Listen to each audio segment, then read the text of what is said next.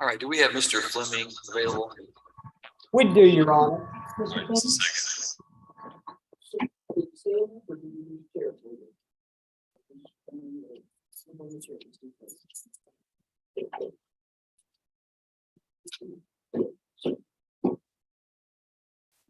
Yes,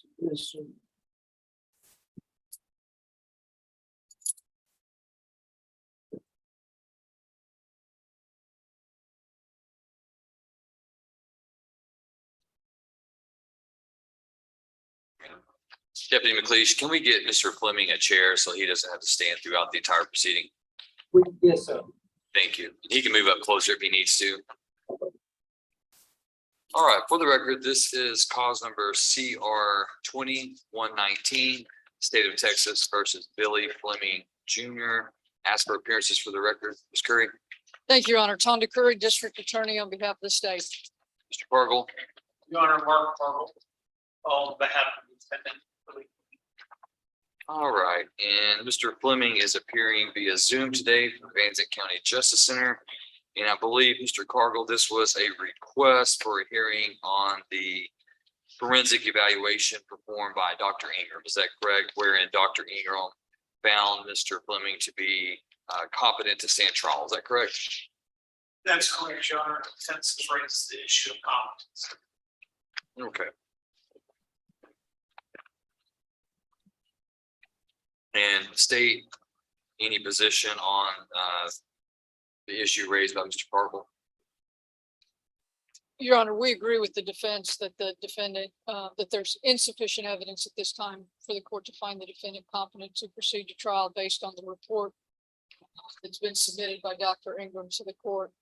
It's my understanding, Your Honor, that this hearing today is actually a competency determination, which I believe the defendant would have a right to a jury for that if he's so elected, but it's my understanding from Mr. Cargill that he is not requesting a jury on the issue of competence. That's correct, Your Honor. We requested to have it for bench. Okay. And would either of you like to hear testimony from Dr. Ingram? Yes, Judge. Okay. Dr. Ingram, if you'll come forward, sir.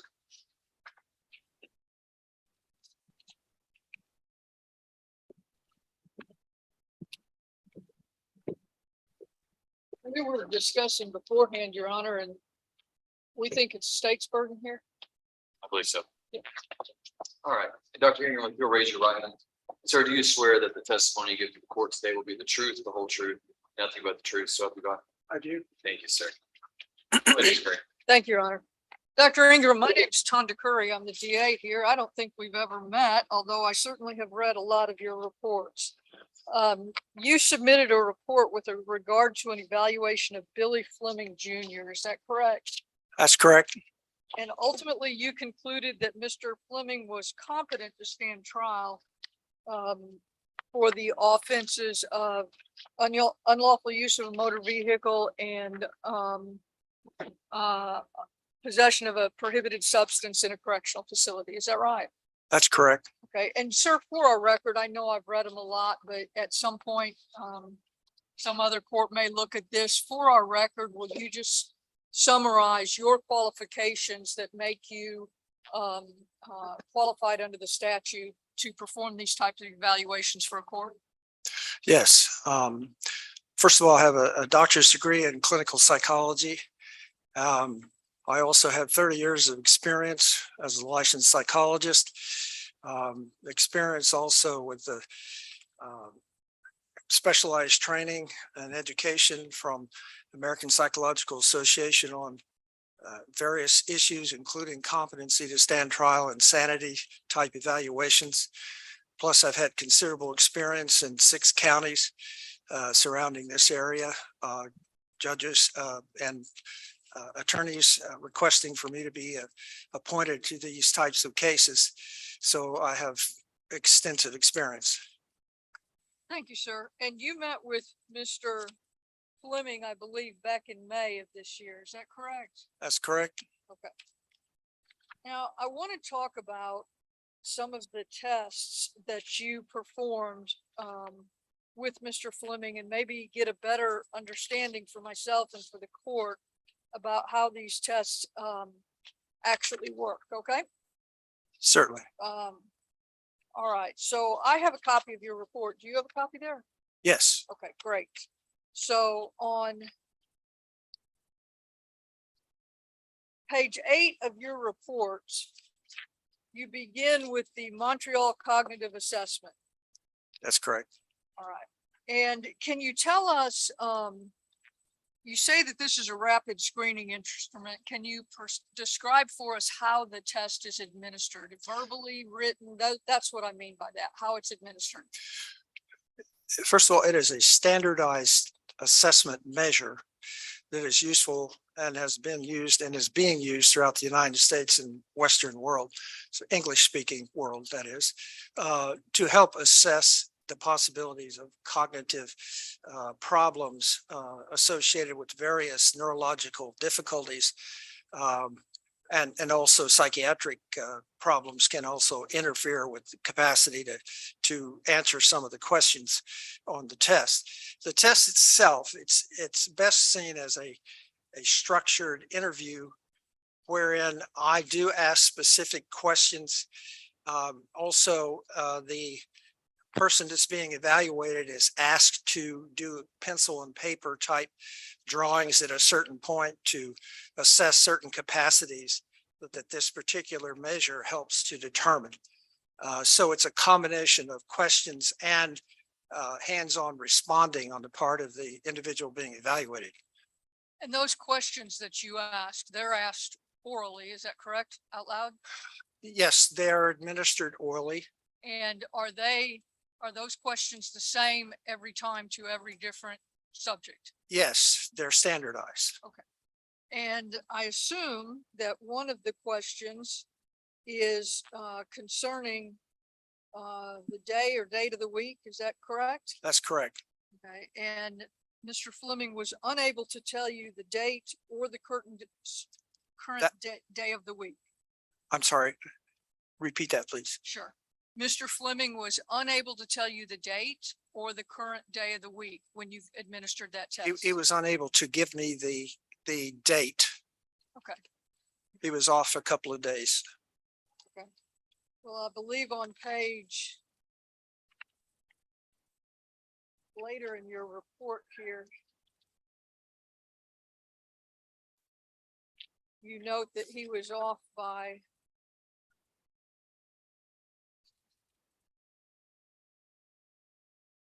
I'm sorry, I thought it was like a week or a little more, but we'll find that in a moment. I can't put my hand on it right now. And he also could not tell you what day of the week it was. That's correct. Now, the next sentence there, sir, this performance is consistent with that seen with individuals his age that are partially oriented. Okay.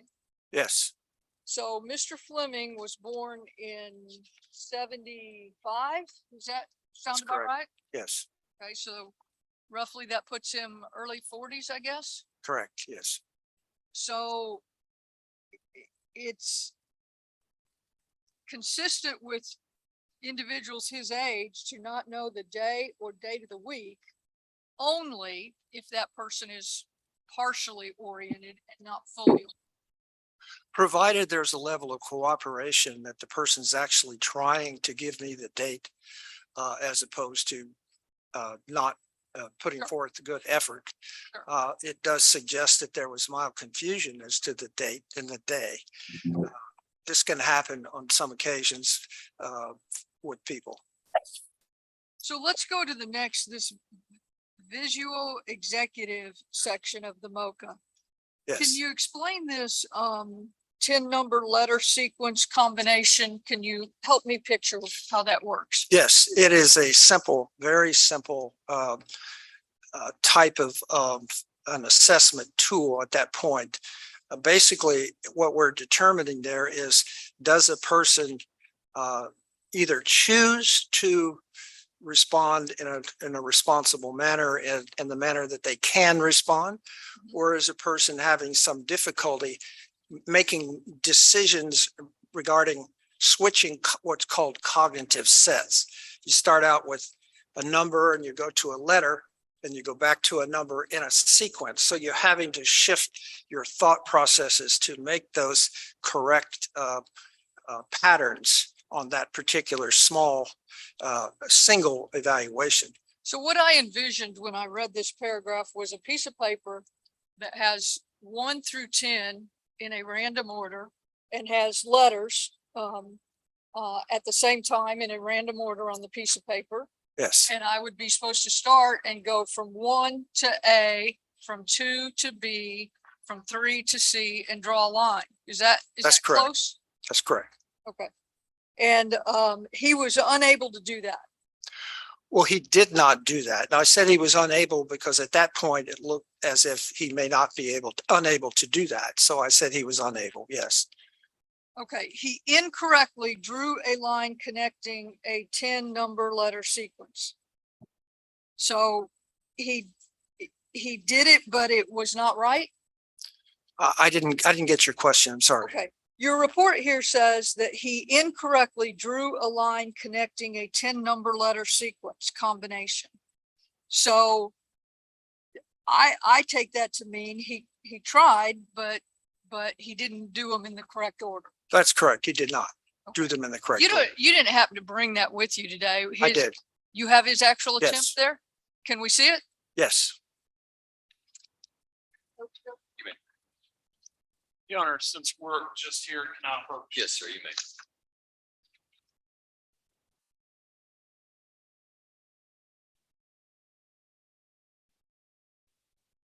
This is the that we're talking about there.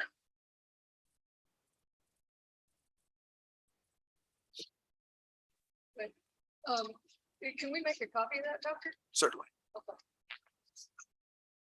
There are copyright laws pertaining to making copies of this Right, kind of thing. and I'm not gonna use it for anything other than this hearing today. I'm Okay. not gonna try to administer it to somebody. Okay.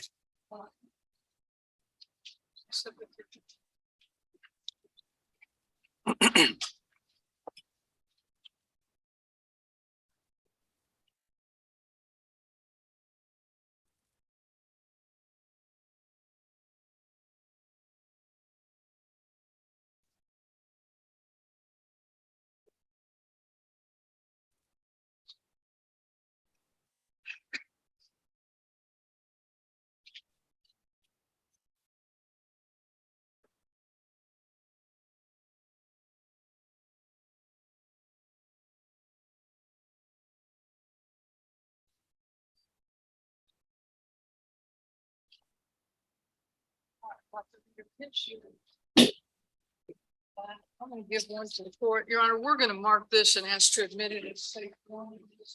No objection. All right, State's Exhibit 1 is admitted. So looking at this test here, Dr. Ingram, I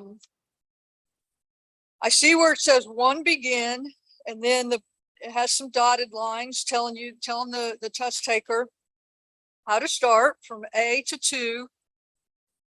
And then it would appear that Mr. Fleming went to D, That's correct. to 3, to C, maybe 4, B, 5, E. That's correct. Sound right? Okay.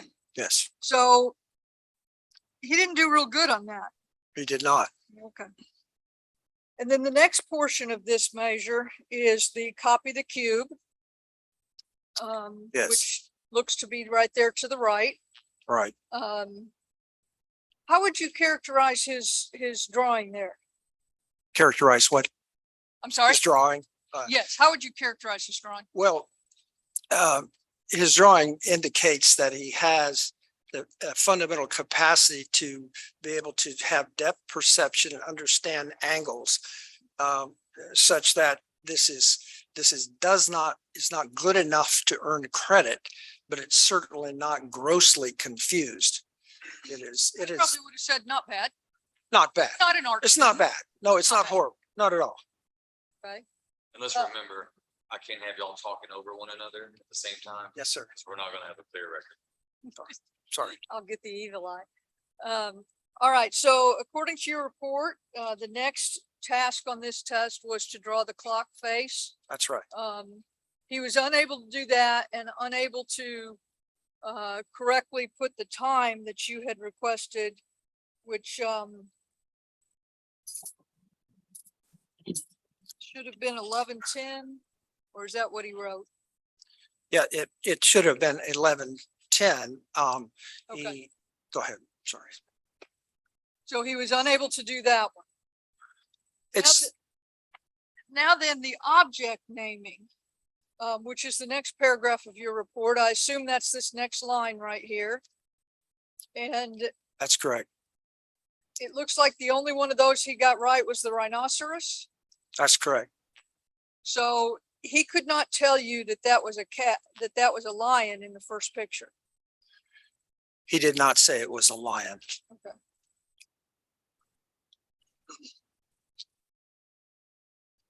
And in that section of your report, you state he has significant problems with correct word finding and object recognition. Yes. Both of these capacities are dependent upon having intact left hemispheric language and memory functions. So are you saying there that he does not have intact left hemispheric language and memory functions? I'm saying that a screening exam has to be used very carefully to determine the full extent of someone's neurocognitive problems. One would have to go far in advance of this, but based on limited information, it does indicate that he had some difficulties with object naming and object recognition, which would be a left hemispheric function. Yes, language as well. At the time of your evaluation, were you aware that he had been in a rather serious car accident that left him with a brain injury? I was. Would this type of inability be consistent with someone with a physical brain injury? It would be consistent with someone who had an injury, yes.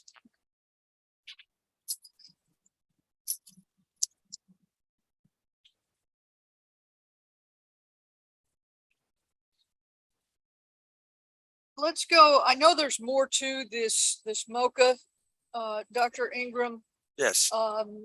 It seems to me like some of the tasks on it get a little more difficult as it goes, you know, recalling 5 numbers forward, 3 numbers backwards, would certainly, in my opinion, be more difficult than naming a lion or a rhinoceros. And same with a sentence, repeating a sentence with 11 words and a sentence with 13. Do you agree that those tasks are get more difficult as you go through this screening tool? This particular assessment measure is not graduated from easy to difficult type measures. Some are and some are not, but this one is not. All of these are considered to be quite simple in their what they're tapping into. Now, each area is tapping into something different. Okay. So, the object naming is object naming and language kind of thing, whereas we're looking at attention and memory as we proceed on through the exam and abstract capabilities and then delayed memory recall. So it's not necessarily more difficult per item. It's just measuring something else. Would you agree that abstract reasoning is more difficult than the object, just in general, than the object naming that's presented on this assessment? Well, that particular requirement, abstract reasoning, is a higher level cognitive functioning. So that element is difficult, but the whole test is not structured from easy to difficult. Okay, that's what I was trying to understand. I wasn't phrasing it very well. What age level or IQ level, either one, is this screening tool? What's the minimum to present this screening tool to? I don't recall exactly. I can't answer that question. I don't recall. But it's set up for adults. And this gentleman does not have a diagnosed intellectual impairment. He does have limited education, 10th grade education, which might have some bearing on some of his answers, especially doing serial sevens where you have to subtract in your head and come up with an answer. People who have limited education obviously have some difficulties with that kind of measure. But I can't tell you exactly what this was normed on, but I can tell you it's for adults, and his educational level and overall cognitive status clearly would be such that this would apply. Okay. So his education or lack of finishing high school in and of itself should not have an effect on the results of this. No, not overall. Rather than go through every single element of this assessment tool, let's move on to your conclusion there on page 10. And I guess that's the conclusion with regard to the MOCA assessment tool. Is that correct? May I reference my report? Sure, sure. Okay.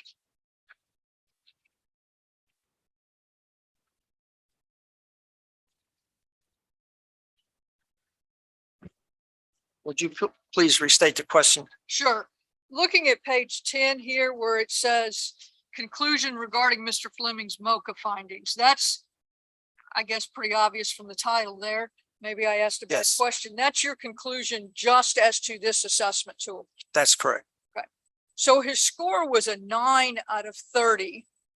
And you say research has shown that a cutoff score of 23.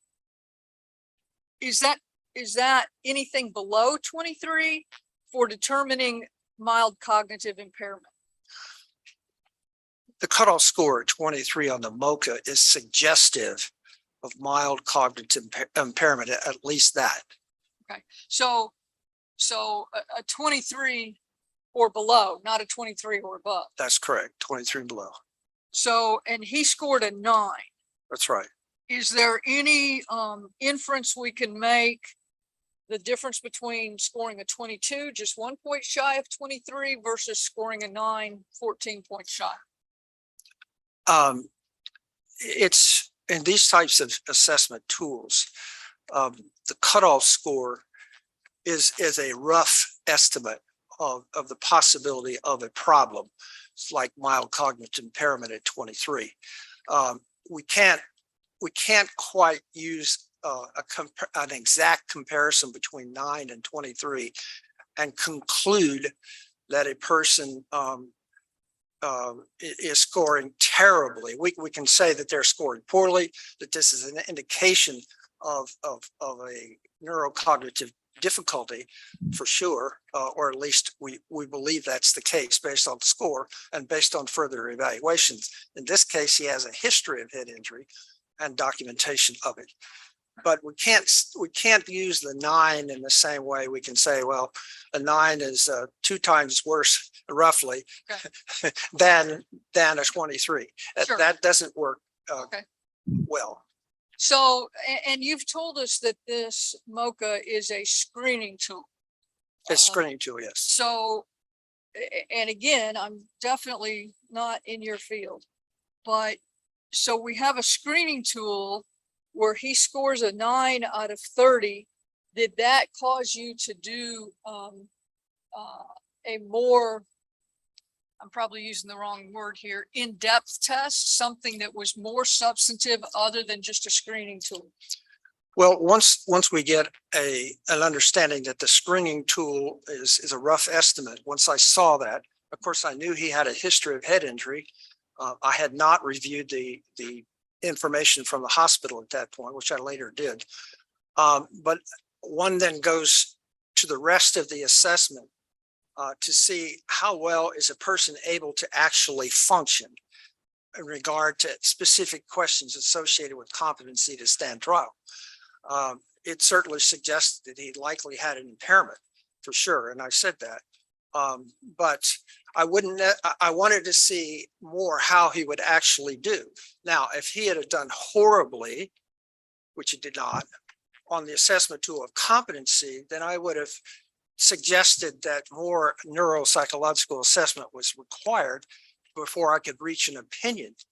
But since that did not happen, I did not see the point at that time or now for more extensive evaluations, because he, in my view, had proven he was competent based on his ability to answer questions and respond to the structured assessment that I gave him.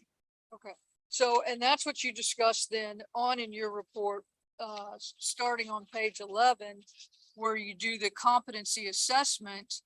And you use the evaluation of competency to stand trial revised, the ECST-R. Is that correct? That's correct. Okay, and I'm going to get to that in just a minute, but let's start with jumping back to page 10.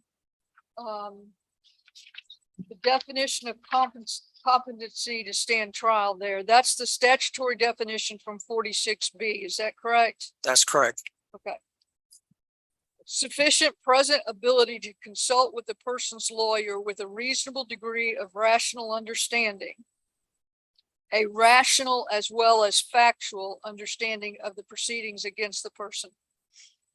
What in your mind, doctor, is the difference between a rational understanding and a factual understanding? Well, rationality has to do with a cognitive capacity to understand component parts of whatever it is a person's being asked to consider. That they're being asked to consider where they live, or tell me your name, or what does a judge do in a court, or what does your attorney do? These are questions that probe the ability of a person to understand and to apply it to their own situation. So rationality is very, very important. Of course, it's one of the standards of statute having to do with competency. And can I just say that I really like that definition. I don't think I've ever heard it explained quite so well. Under the component parts of what a person is being asked to understand. That's the rationalities, Yes. the component parts, and adding it up. You, of course, considered malingering. And did you have any reason to believe that Mr. Fleming was malingering? I got to ask you to speak up just a minute, please. Oh, I'm sorry, sir. Yeah. Did you have any reason to believe that Mr. Fleming was malingering? I saw no indications of malingering on the assessment measure. That's Okay. correct. Now then, so let's talk about this ECST-R. It's a structured interview. Describe for us, or just help me picture how this ECST-R takes place. Well, it takes place as the term structured implies. It's a standardized format. It is not one where I just come up with questions and then put them in some kind of random order or whatever. Okay. The questions are standardized, and they start with, first of all, an assessment of whether or not a person is going to answer questions giving atypical answers to questions that measure falsifying symptoms of psychiatric disorders, such as atypical symptoms that we don't see really in people that are psychotic, but a person thinks they are. So they say, yes, I've got that. Yes, I've got that. So there's an assessment portion that looks to see, helps me look to see, is this person malingering and giving false symptoms? The second half of that assessment measure also helps to determine, are they giving atypical and also false symptoms of illness patterns that are not consistent with non-psychotic conditions. So we have a way of measuring assessment possibilities of malingering, both in psychotic realm and also typical psychiatric conditions. And in both cases, he was not. So that's the first thing, is to establish whether or not a person is going to be doing those things, because it can influence the responses on the rest of the measure. Okay. Uh, And on the ECSTR, you said it's standardized. So is that the same questions then every time for every? yes, Okay. And can you describe for us, doctor, you say here that there are, it's 18 questions, 3 scales. I take that to mean 3 parts. right. Consult with counsel, factual understanding, rational understanding. Can you give us some examples of the rational understanding questions? And if you have them there, maybe some of Mr. Fleming's answers to the rational understanding questions. I do have an explanation of rational understanding. Again, the term rationality implies that a person understands from a point of view of not saying things that are grossly unreliable or bizarre.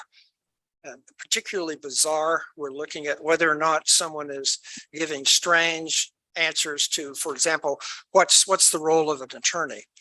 Oh, he works for the he works for the DA's office and he's here to kill me. So that would be an example of an irrational response to a question, what's the role of the attorney? And that whole dynamic, we're looking to see, is a person grossly confused, which could be a result of a head injury or some neurological condition, or are they giving bizarre responses as a result of having a serious psychiatric condition? Or are they mixing things up in such a manner that it would be clear that this is an attempt to malinger mental illness, or perhaps even try to malinger a cognitive disorder associated with a neurological condition as well. Sure. And you've hit on something. This is the second time you've hit on it. It's kind of out of order, but your job in conducting a competency evaluation, you have to consider psychiatric conditions that could affect competence. Is that right? Yes. But that's not all. There are also physio, the word I'm looking for escapes me, physical defects that could affect Yes. competence. Is that correct? That's correct. And a person can be incompetent from either one. That's correct. They don't have to have both. Say what now? They don't have to have both. You have to repeat the question because I'm not sure where you're A going. person can be incompetent Yes, from either a psychiatric problem or a physical impairment. that's correct. They don't have to have both. Some do have That's both, correct. but they don't have to. That's correct. Okay. So a person does not have to be psychotic in order to be incompetent. That's correct. So getting back then to this ECSTR, can you give us some examples of the rational understanding questions that are given in that test? Yes.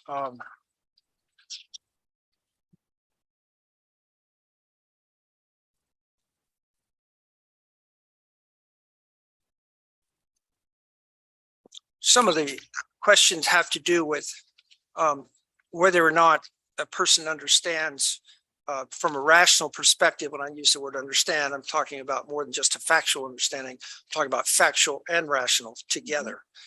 Whether or not they understand that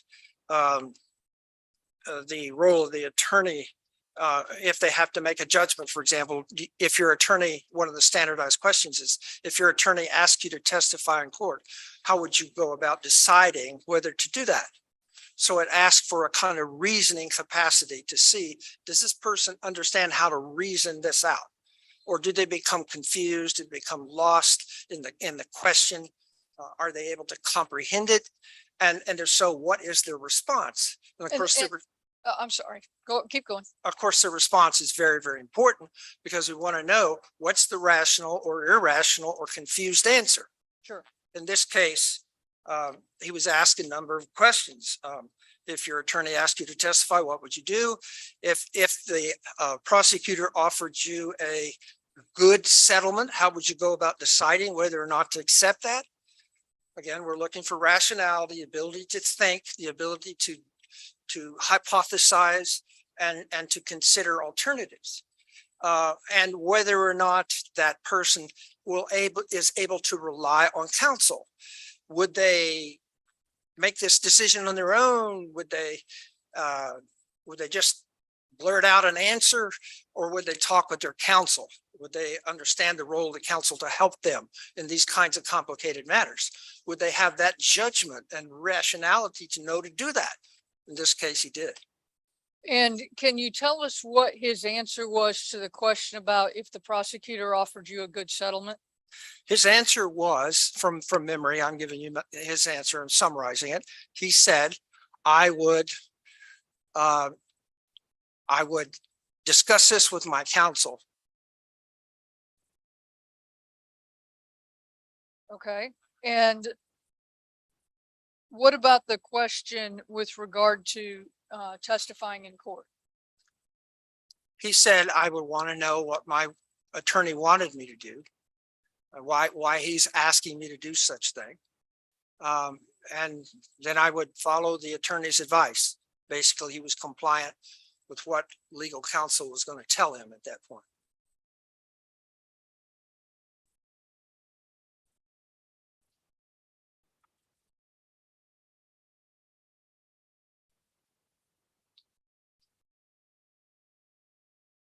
So the question of whether to accept a deal, a plea offer, and the question of whether to testify in court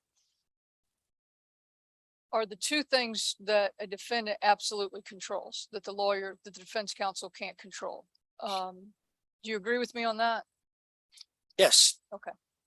So the question of whether to accept a plea bargain or not, he answered you that he would rely on his lawyer. That he would look for advice. Okay. Now, the question of whether to testify or not is a pretty involved question. It is. Because in Texas, and probably in some other places in the federal system, it gets rather complicated for someone like Mr. Fleming, who has criminal history. When that can be admitted in court, whether the person testifies or not changes dramatically when a jury can be told about the criminal history, when they can't be told about the criminal history. Would you agree with me that that is an abstract reasoning decision?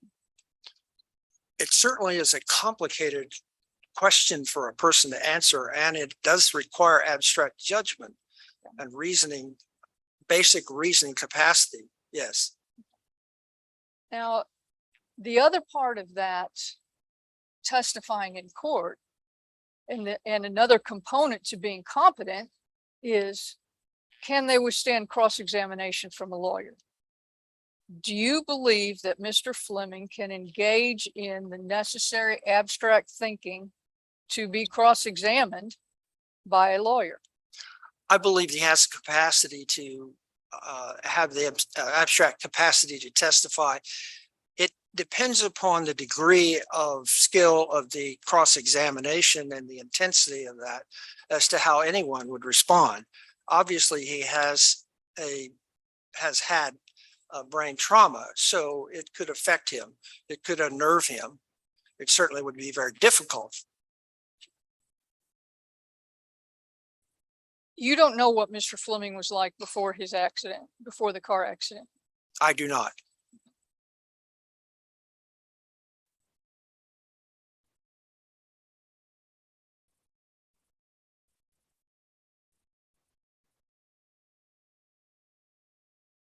This is a man who couldn't tell you the date or the day of the week, who couldn't go from 1A to B. I mean, first line is a mistake. From 2 to D. This is a man who couldn't identify a lion or a camel And you think he can engage in the abstract thought processes to withstand cross-examination? There are questions as to his performance on the MOCA for sure. Granted that he did not do well, but when I saw he could do very well with the standardized questions, it caused me to wonder the extent to which he may have not put forth the best possible effort on the MOCA. But nonetheless, he did perform very well on the standardized questions that I gave him on the competency to stand trial assessment. So that while it appeared that on the MOCA he had deficits, which I think he does have, his performance, his ability on other non-novel type things. A MOCA is a novel assessment type thing.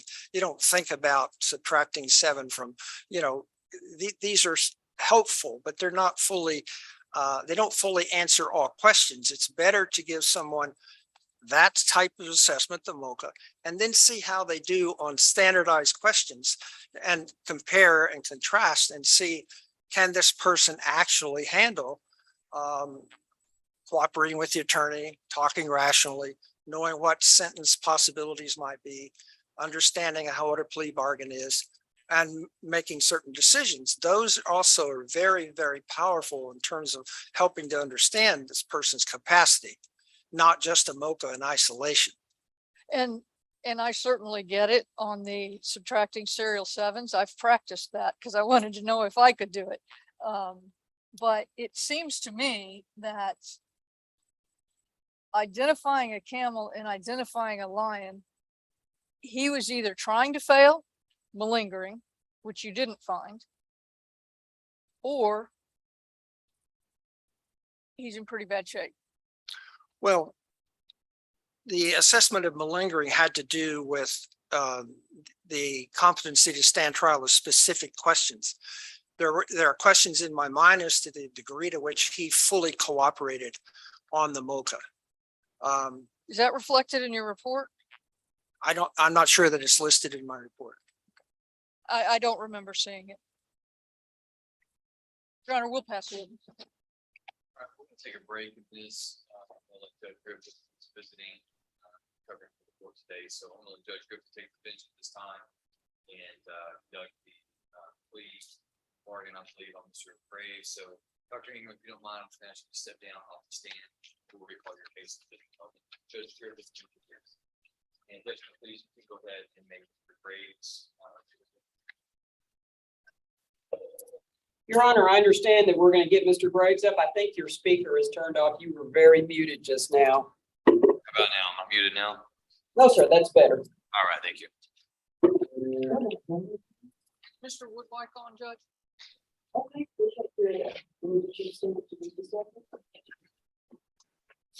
Yes, I'm here.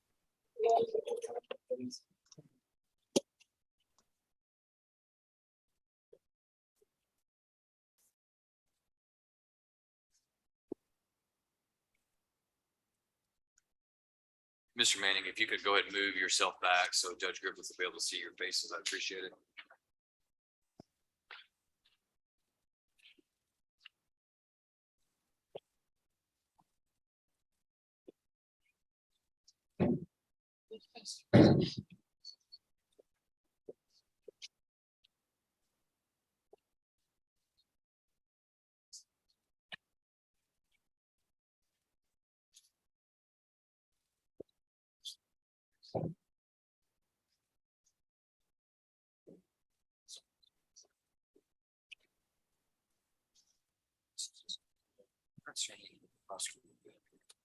Thank you, sir. If you'd rather see this.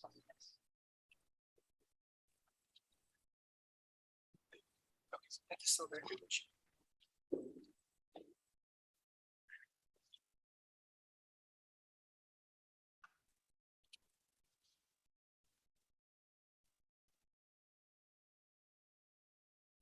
Good afternoon. Good afternoon, Judge. Sam Griffith, sitting by assignment. I call the case of the state of Texas versus David Anthony DeMont Graves. Cause number CR 220165.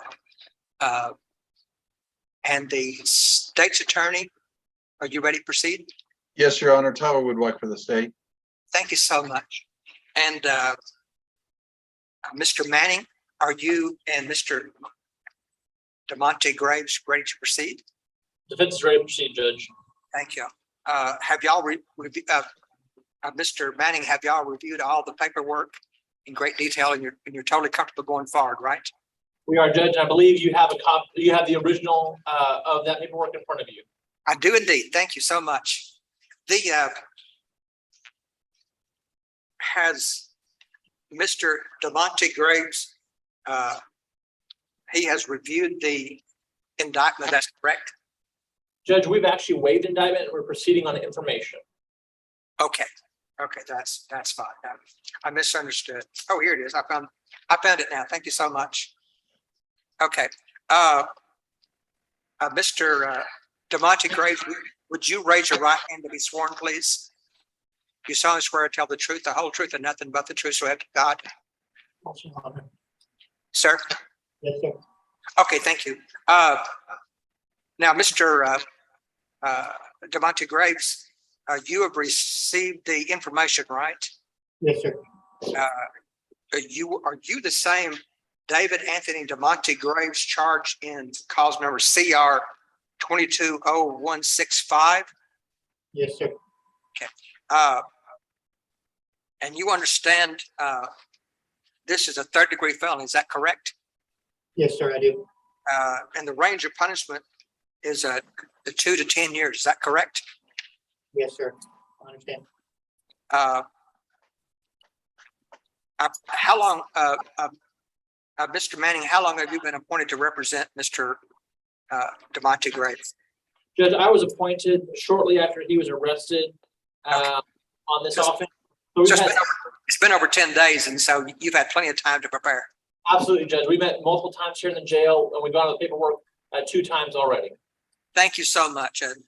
And Mr. DeMonte Graves, are you satisfied with your lawyer's representation in this matter? Yes, sir. Hey, thank you so much. Is there any question, Mr. Manning, about the competency of your client? No, Judge, I have had no reason to doubt his competency. Okay, thank you so much. Then recall that case, 220165 of State Texas versus David Anthony DeMonte Graves. And the state's ready to proceed? State's ready, Your Honor. The defense ready to proceed? Ready to proceed, Judge. Okay. Now, Mr. Graves, you know you have a right to have an indictment, correct? Yes, sir. You waive that and you're going forward with information. Is that correct? Yes, sir. You understand that you have a right to a trial by jury under the Texas United States Constitution. You understand that? Yes, sir, I do. Okay. You have a right to remain silent and not give up your right to self-incrimination. You understand that, right? Yes, sir. You understand you have a right to confront and cross-examine your accusers. Is that correct? Yes, sir. Now, I understand that there will be a plea of guilty on this matter. Is that correct? Yes, sir. And by entering the plea of guilty, you're waiving all those constitutional rights. You understand that? Yes, sir. Okay. And you're ready to proceed? Yes, sir. And you waived the arraignment. So, sir, and you think your client understands all those rights we're just gone over, right? Yes, Judge, as I said, we've gone over this paperwork twice, and both times he was able to intelligently engage in, ask certain questions. So I believe he does understand his rights and he is knowingly and voluntarily waiving those rights. And this is third-degree felony, so 2 to 10 years. But I understand there is a plea bargain in this matter. Is that correct? That's correct, Judge. I'm looking at that, and it is 6 years in the TDCJ Institutional Division, 6 years in prison. There is a fine of and that you are to be. I'm suspending I'm to suspend the sentence and put you on community supervision for 6 years. Is that correct? Yes, sir. Yes, sir, you did. And there's a $1,000 fine. There's also $290 in court cost and a $515 reimbursement fees. Is that all what y'all agreed to enter into the plea of? Yes, sir. Okay. You understand that if I follow this agreement, Mr. DeMonte Graves, that you have no right to appeal. Is that, you understand that? Yes, sir, I do. Then, sir, all this paperwork here.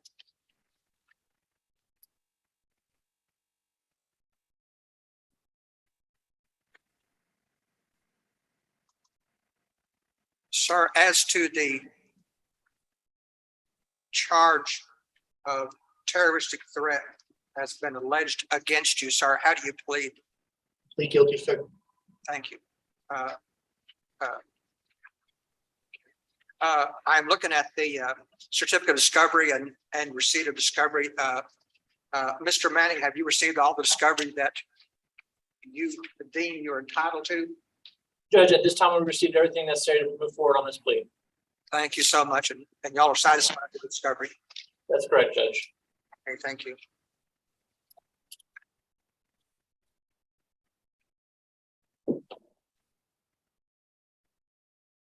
Now, sir, this is, I'm looking at the written plea admonishments that you understand this is a third-degree felony. That is 6 years probation for 6 years and a $1,000 fine plus the other cost. You understand that? Yes, sir, I do. You understand that the recommendation of the state as to punishment is not binding, but if I do not follow it, then you can withdraw your plea, then you can proceed to trial. You understand that? Yes, sir, I do. Okay. Understand if you're not a citizen of the United States, a plea of guilty or no country for this offense may result in deportation, exclusion from admission to this country, denial of naturalization under federal law. You understand that? Yes, sir, I do. The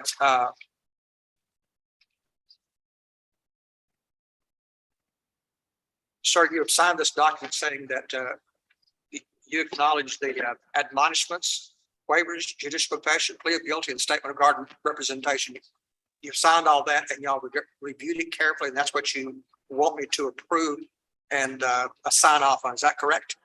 Yes, sir. Then, sir, based on your plea, I do find you guilty. I do accept your also, I want to ask you, you waived the appearance of cross-examining and confrontation of all the witnesses that could be brought before you, right? Yes, sir. That's fine. Then I approve all of that. 11.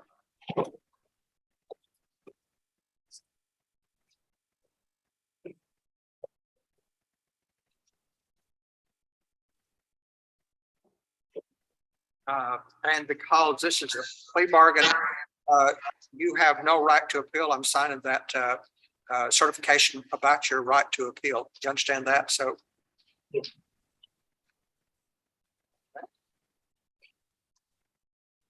Sir, have you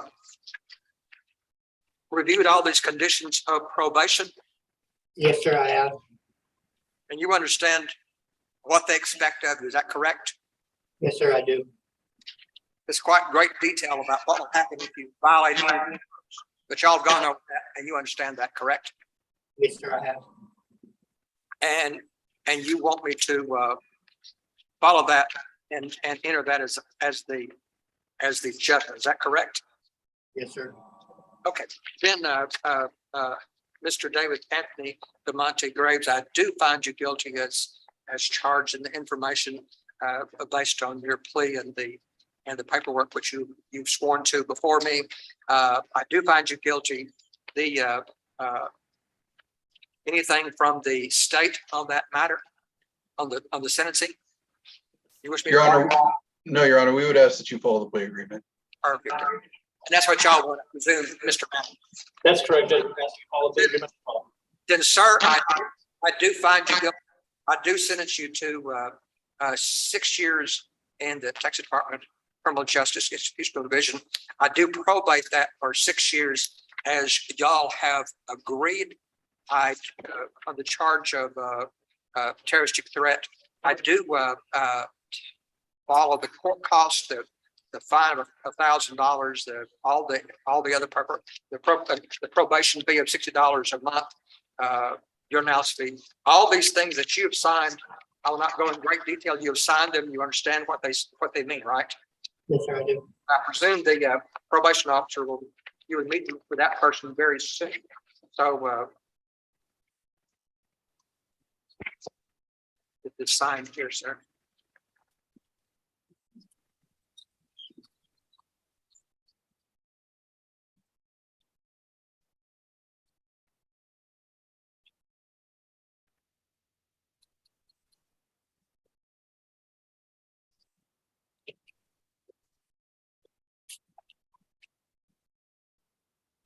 Missing anything? I want to make sure. Okay. Then it is ordered that you are, I do find you guilty. I do place you on, sentence you to 6 years in prison. See, Institutional Division, and I do probate that for 6 years and all the other terms as y'all have agreed. Anything further? Nothing. Nothing from the state, Your Honor. Thank you so much. I will sign the paperwork and y'all can proceed on. Okay, thank you so much. Stand in recess in this matter.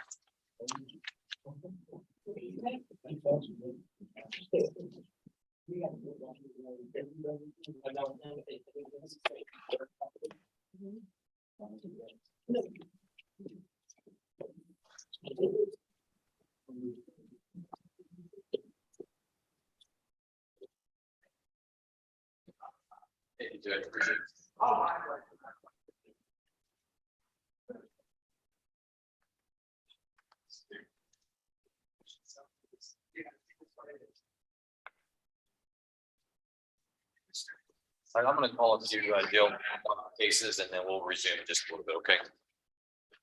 All right, Deputy McLeish, are we ready on some of our jail cases? Yeah, Judge, she popped me up here. I've got a plea on Leonard Purley and a announcement on Ryan Fowler, both in here. All right, go ahead and bring up Mr. Purley.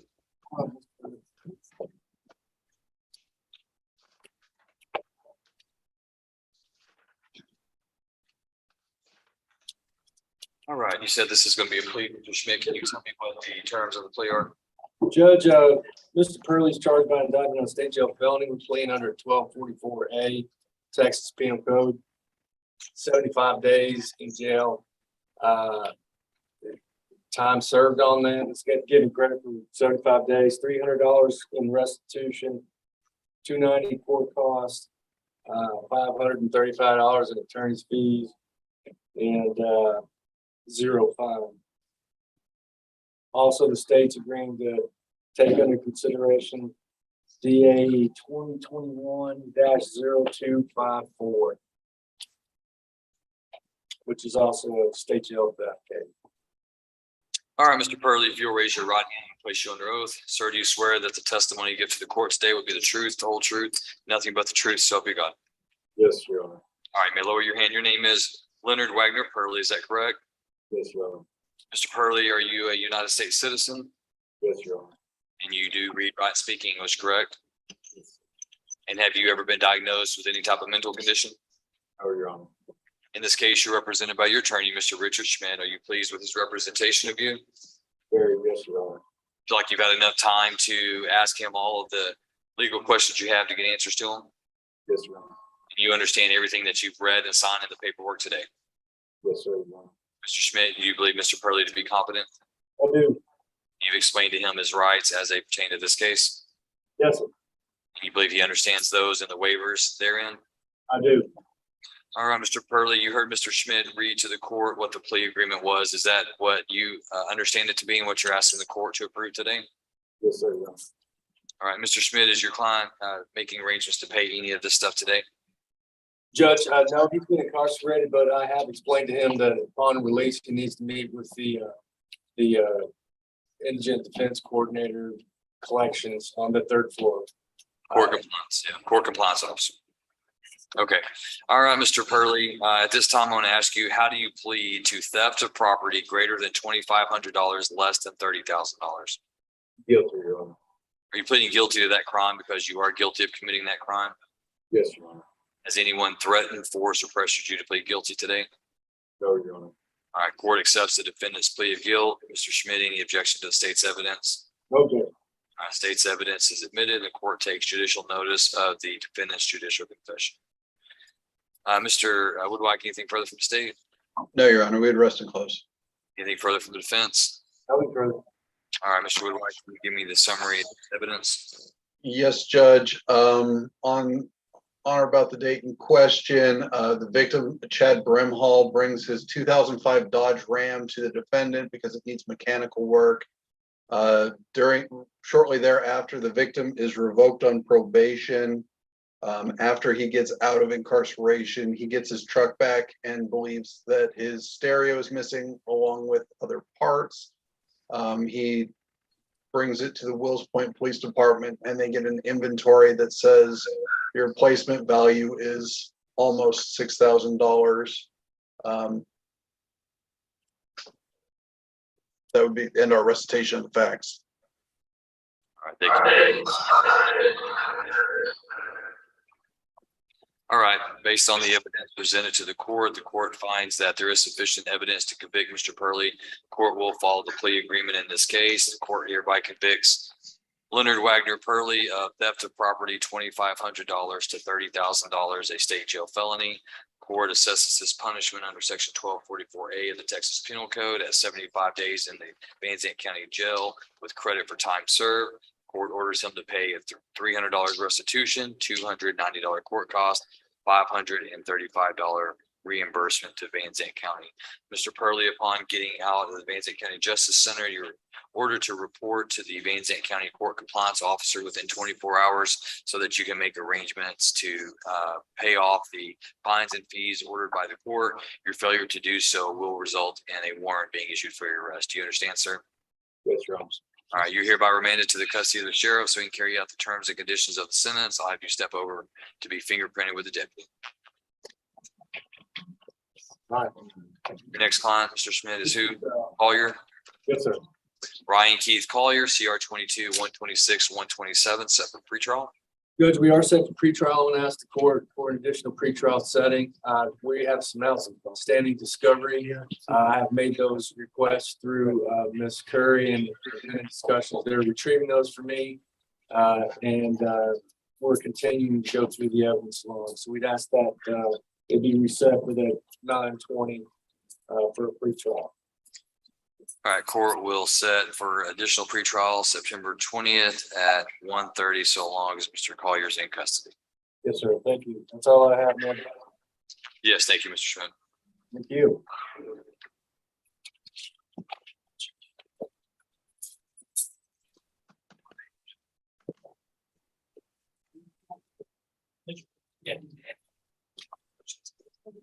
Mr. White, are you ready? Yes, sir. I'm ready on this Cannon. Justin Lee Cannon, CR 21-282. Mr. Cannon set for docket call. Your Honor, we have, Plea, okay, can you tell me what the terms are? it's going to be for 3 years in EDC, $2,500 fine. And I believe 237 days of that. The state also rejected a family violence, a continuous family violence case. Do you have that cause number? Um, I don't have any paperwork over here, so I'm assuming it's there with you. Judge, it is not a indicted case. It's DA 2022-0170. 107? 170. 170, okay. 290 court cost, any reimbursement fees? 70, Your Honor. 70, okay. All right, Mr. Cannon, if you'll raise your right hand. Sir, do you swear that the testimony you give to the court today will be the truth, the whole truth, and nothing but the truth, so help you God? Yes, sir. All right, you lower your hand.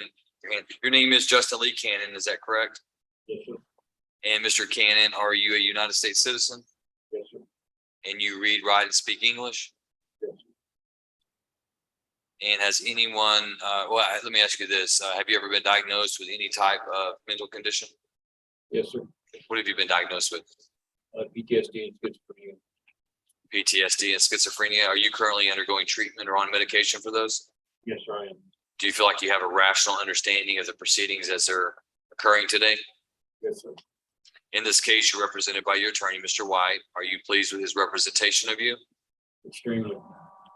And do you have any questions about any of the paperwork that you've read and signed today? No, sir. You understand everything? Yes, sir. Okay, Mr. White, do you believe Mr. Cannon to be competent? Your Honor, I believe Mr. Ken is confident. I haven't had any issues whatsoever in conversing with him. I feel like he's got a rational understanding of the proceedings, and I have no concerns. We've also executed some waivers that we have here. He's executed those waivers knowingly, intelligently, and voluntarily.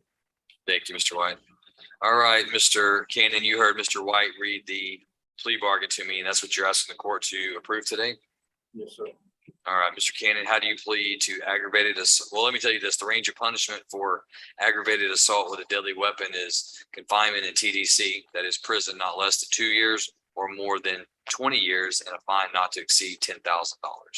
Understanding that range of punishment, how do you plead to that offense? Yep. Are you pleading guilty to that crime because you are guilty of committing that crime and for no other reason? Yes, sir. Has anyone threatened, forced, or pressured you to plead guilty today? No, sir.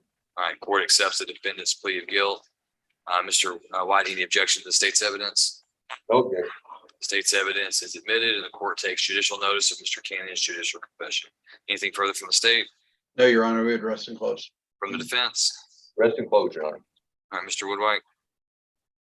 Judge, on the Dayton question, defendant and his brother get into a physical altercation because what appears to be the brother believes the defendant is intoxicated on methamphetamine. Defendant thinks that his brother called him a expletive, so he starts punching him and beating him. The mom comes and tries to stop the fight. Victim goes outside to separate himself. Defendant follows him outside and continues the verbal altercation. Victim sees defendant reaching into his pocket for his pocket knife and he is threatening to kill him. Brother then turns to grab the nearest weapon, which is a lid of some variety, which he swings and it hits the brother in the head. It hits the brother in the head with. They then get into another physical altercation in the road until police get there. Brother says he never saw the knife, but defendant was going for it. Knife is found on a TV stand outside the room that the defendant has locked himself inside. The blade is out and is covered in dirt and mud. Victim has a cut on his head. He is bleeding from one of his eyes is swelling. He says he didn't see the knife because of the blood, but he knows his brother was going for it. Defendant's story is very similar, except he never admits anything regarding a knife. Thank you, Mr. White. Mr. White, any objections or additions? No. All right, then based on the evidence presented, the court finds that there is sufficient evidence to convict Mr. Cannon. Court will follow the plea agreement. Court convicts Justin Lee Cannon of aggravated assault with a deadly weapon, second-degree felony. Assesses his punishment pursuant to the plea agreement at 3 years confinement in the Texas Department of Criminal Justice. Orders him to pay a $2,500 fine, $290 court costs, $70 reimbursement fees. The court will award Mr. Cannon 237 days credit towards his sentence for the time that he has spent in jail on this cause. Court will take into consideration and dismiss DA 2022-170. Mr. Cannon, you're hereby remanded to the custody of the Van Zandt County Sheriff so he can carry out the terms and conditions of the sentence. Step over with the deputy to be fingerprinted, please. You're welcome. Mr. White, are you ready on Justin Lee Cook? I am, Your Honor. Mr. Cook, if you'll step forward, this is cause number CR 21-162. And also, I know that Mr. White, I don't believe that you're of record on Mr. Cook's other case, which is CR 21-209, set for arraignment, assault of a family or household member by impeding breath or circulation. I'm going to want to talk about that before the hearing's over. But what's your announcement, Mr. White, on the unlawful possession of firearm by felon? Your Honor, as of this point, I'm going to announce not ready. we've got these other cases out there. Mr. Woodwhack and I have talked several times about this. We've also got we've got two other cases that are unindicted as well, that as the time when I talked with Mr. Woodwhack last week about this matter, I guess earlier this week on Monday, I don't believe that they had received the cases on that yet. It's an impeding breath, I believe, and an unlawful restraint. I've talked with Mr. Cook. He's indicated to me that he intends on hiring me on those matters, assuming that they can come up with financial means to do so. I'm going to ask the court to reset it, so hopefully we can get all this together and then figure out what we're going to do. Mr. Cook, do you intend on hiring Mr. White to represent you on your newly indicted assault impeding case? Okay. All right, court will reset docket call for Mr. Cook. Court will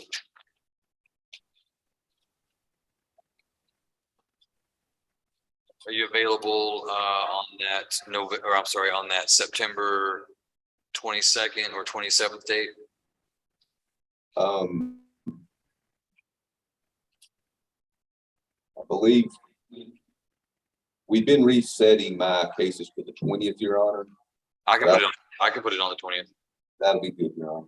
All right, court sets both cases, the 162 case for docket call, and Mr. White, as an officer of the court, would you mind standing in for arraignment on CR 21209?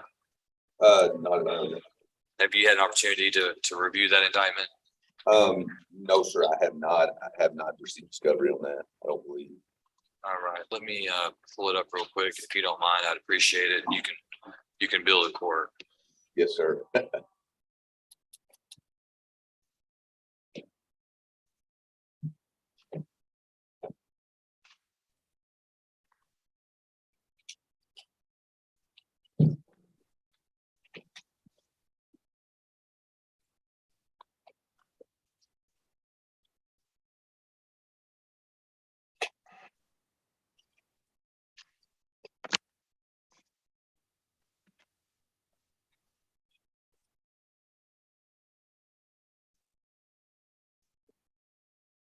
All right, are you able to do that, Mr. White?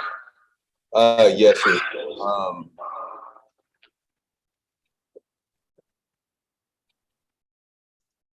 Your Honor, at this time, Mr. Cook will waive formal reading of the indictment and goes correctly. He knows what he's been charged with. Enter plea of not guilty at this time. All right, court will let the record reflect cause number CR 21209. Mr. Cook has waived the formal requirements of arraignment. Court will enter his plea of not guilty into the record and set this matter for pretrial on September 20th, along with status on hiring counsel. All right, is that all you have, Mr. White? Yes, sir, it is. Thank you, sir. I appreciate your help.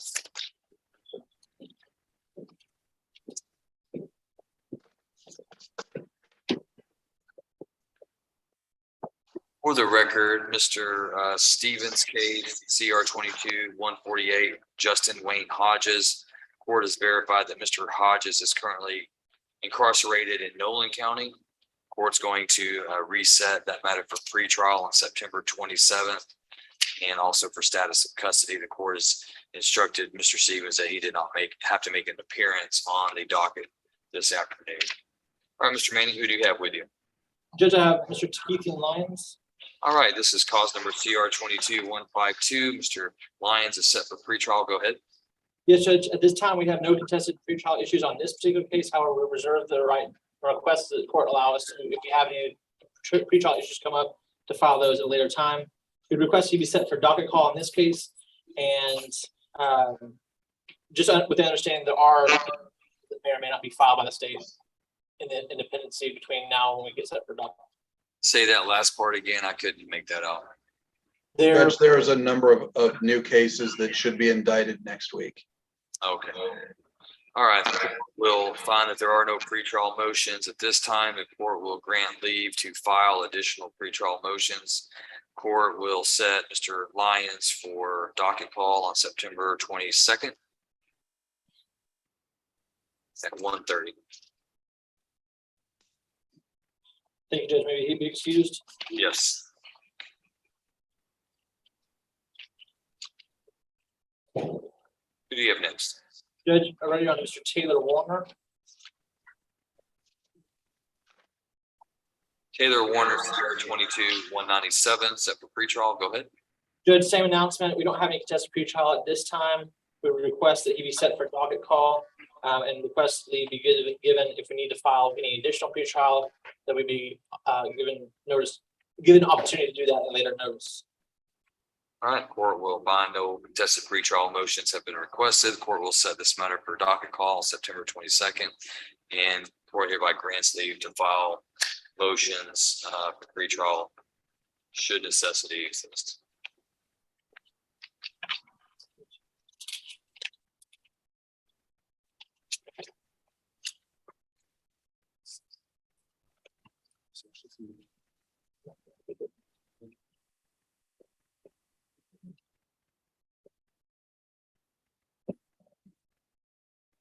Judge, next we have Mr. Rocco. Rayco. Rayco. All right, this is State versus Cannon Nash Rayco, CR 2189, CR 2190, and 2020-596. The CR cases, I believe they're all motions to revoke. So go ahead, Mr. Mayor. That's correct, Judge. At this time, we're ready to proceed on the motions to revoke, except for we've not received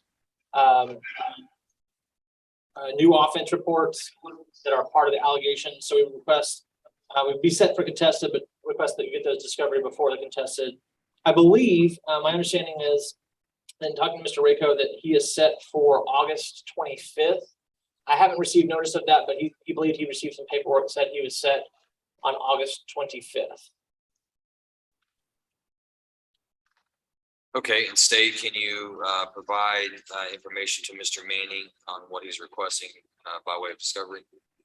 I very much hope so, Judge. I will look into that and make sure that we turn that over to Mr. Manning as soon as possible. Okay. All right, I will continue this case until the previously set August 25th for contested hearing. So the court will either hear an agreement on that day, or the court will take up each of the motions for hearing. And Judge, would that be at 1:30 there in the courtroom? That'll be at 1:30, yes, sir, here in the court.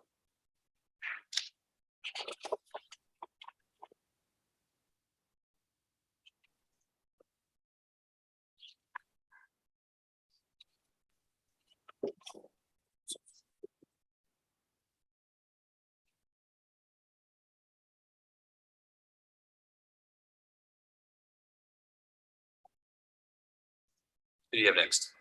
Judge, I believe that's all at this time. I believe Mr. Adams is ready with some of his points. Okay. Oh, Mr. Manning, before you leave, we do have Zachary Bird. I think we could announce on that one. Court has verified this is State versus Zachary Dane Bird, CR 2148, CR 21108. It's been verified in custody in Rockwall County. So the court will reset Mr. Bird for status of custody on September 22nd at 1:30. Yes, Judge.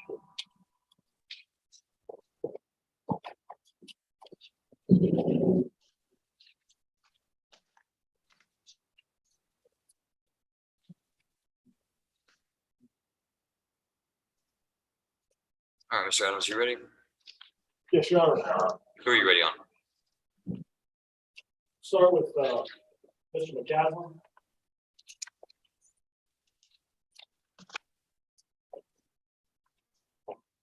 Roger McCaslin, CR 21362, set for docket call. That's correct, Your Honor. I got a new plea offer from Mr. McCaslin yesterday. I haven't had the opportunity to visit with him about it yet. I anticipate that this could very likely be resolved with a plea bargaining agreement. However, I'm going to ask the court to reset us in September so that Mr. McCaslin and I talk about that new offer and decide what we're going to do about it. And you said you received this offer yesterday? That's correct. Okay. And is it well, what is the new offer? It is a plea for time on second-degree felony, 12 years. Is that different than the first offer, if any first offer was made, or is this your only offer you received? I think this is, correct me if I'm wrong, did you ever, I don't recall there being an offer on the original charge. I think our original offer was 18 on a second degree charge. I think we have come down to 12. That's right. I got you down from 18 to 12. We never had an offer on the original murder charge. The first offer was on the lesser included.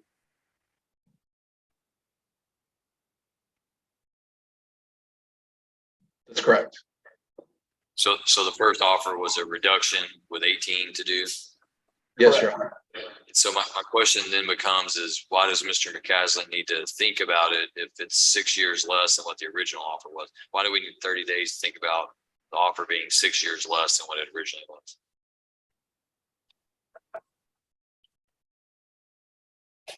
I mean, I think I know the answer. He hopes that it comes down again in 30 days, which. Well, I actually, Your Honor, I don't think that Woodlike's offer is going to improve any. I don't want to. I haven't spoke. This is the first that Mr. McCaslin is hearing about this plea offer. I didn't talk to him yesterday after I received Mr. Woodlike's revised offer. I haven't spoken to him this today. I haven't had the opportunity to do that. If you want to set us for next week, okay, that's fine. No, I'm full up next week. So he hasn't been considering the 18. Has he received the offer for the 18 years on the Yeah, first okay. offer? He's had that for a couple of months. I'm assuming he was going to reject that today. Not necessarily. I cannot answer that. I won't. I understand. That's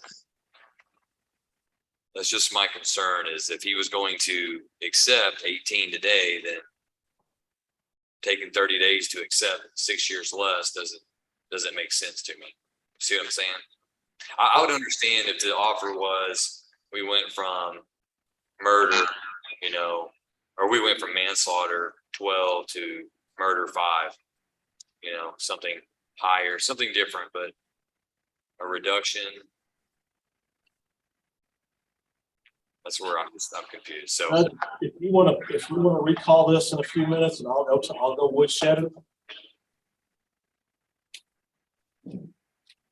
let's do that. And perhaps if perhaps we can talk about waiver of jury trial. Okay. All right. Have a seat, Mr. McCaslin. We'll call you back up in just a moment.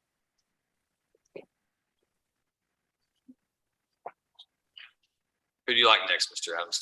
Got Mr. McFarland next, Your Honor. I'm sorry, say that again. Mr. McFarland. McFarland, okay.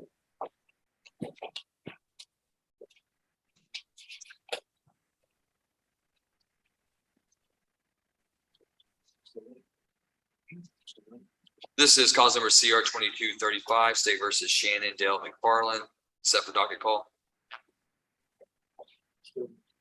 I'm sorry, Your Honor. I had Mr. McFarland talking in my ear when you were. That's okay. Are we here for docket or pre-trial?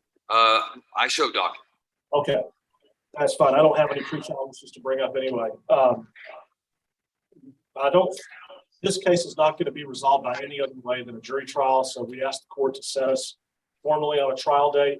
And Mr. McFarland is requesting me to request the court for a PR vote. Okay, well, that needs to be filed of record, needs to be set, and notice needs to be given to the state. Yes, sir. All right, court will set Mr. McFarland for jury selection beginning October 3rd.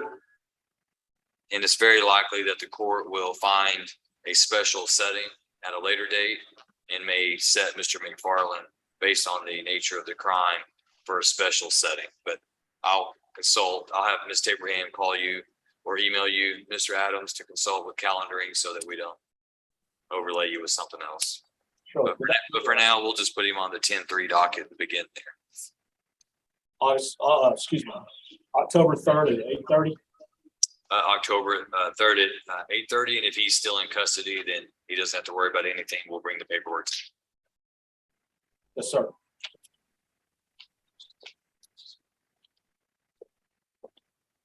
Thank you, Mr. Bowman. You're welcome.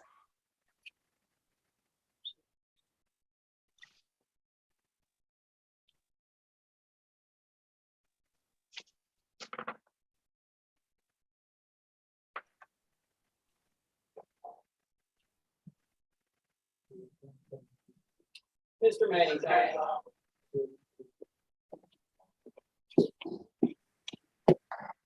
Back in the saddle again. Who do you like? Judge, let's start with Mr. Hoover. Eric Ashley Hoover, CR 2268. Mr. Hoover is set for pretrial. Yes, Judge. This is Mr. Hoover's original case. There were some additional cases that came in after this. We are still in the process of negotiating.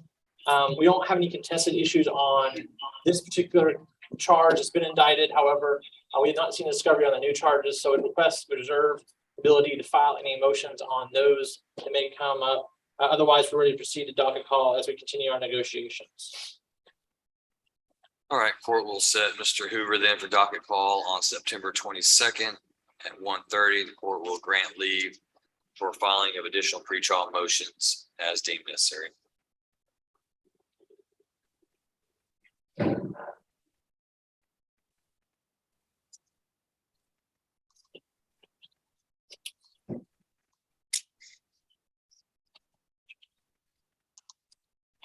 Judge, I'm ready. Also ready on Mr. Michael Klassen. Mr. Klassen. State versus Michael Wayne Klassen, CR 22173. Mr. Klassen set for pretrial. Yes, Judge. I have verbally been told I'll be taking over for Mr. Stevens. However, not received an order of appointment to handle this case with Mr. Klassen's other cases. So I don't have any discovery or anything along those lines. I'd ask that it looks like he's set for pretrial today with Mr. Stevens. I asked we have additional pretrial so I could get discovery and go over with my client. Court will grant your request, sets Mr. Klassen for pretrial on September 22nd at 9 a.m.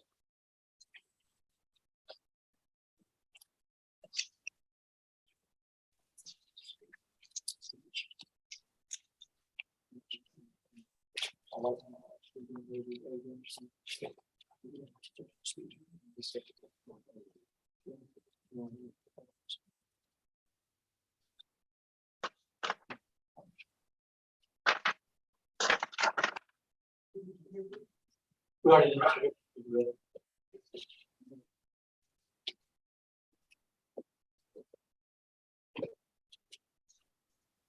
All right, do we have anyone else that's ready?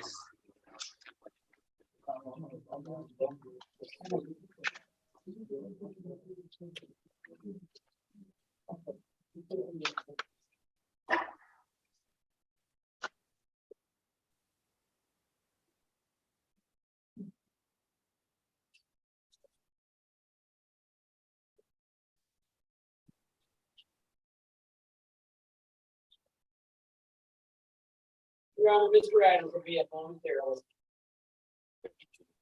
Okay, right.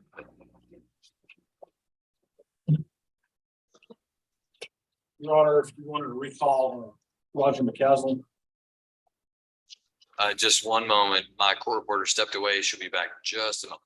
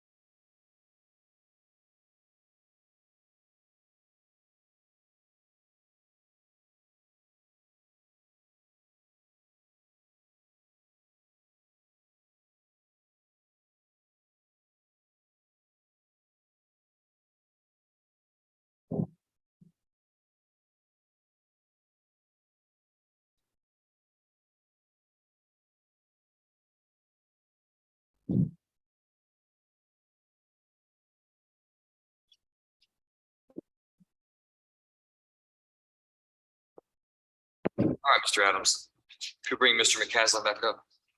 CR 21362. We on the record yet, Your Honor? Yes, sir. Go ahead. All right, Mr. McCaslin and I have talked about the present situation, the state's current offer, which I understand from Mr. Woodbine to be the state's last best offer. During the brief amount of time that my client and I have talked about it, off the record, Mr. McCaslin has advised me that he wants to accept the state's plea offer. And so I would ask the court to set us for a sentencing here. Well, we'll need to set for plea first. So I meant plea hearing, I'm sorry. okay, it's all right. All right, so the court will set Mr. McCaslin for plea on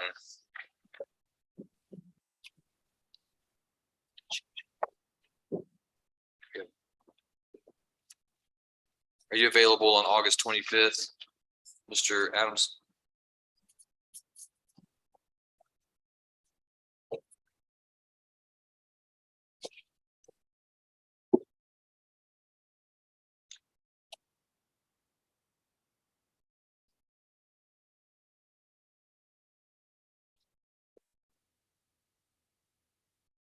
Your Honor, I've got a setting that afternoon at 1:30 in Smith County. I'm available a week from today.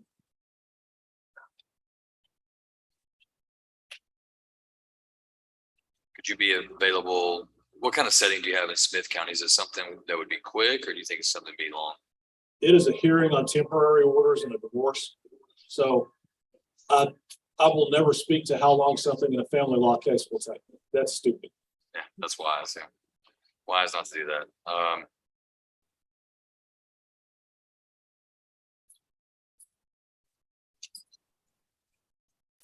What about August 23rd? I'm free. All right, let's set Mr. McCaslin for plea on August 23rd at 1:30. So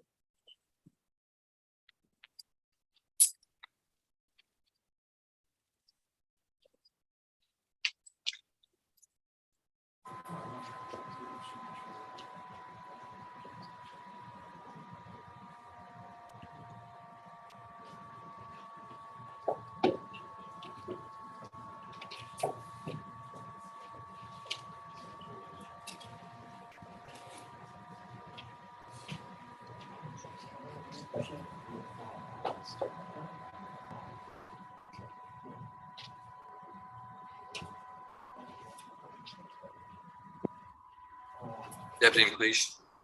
Yes, Your Honor.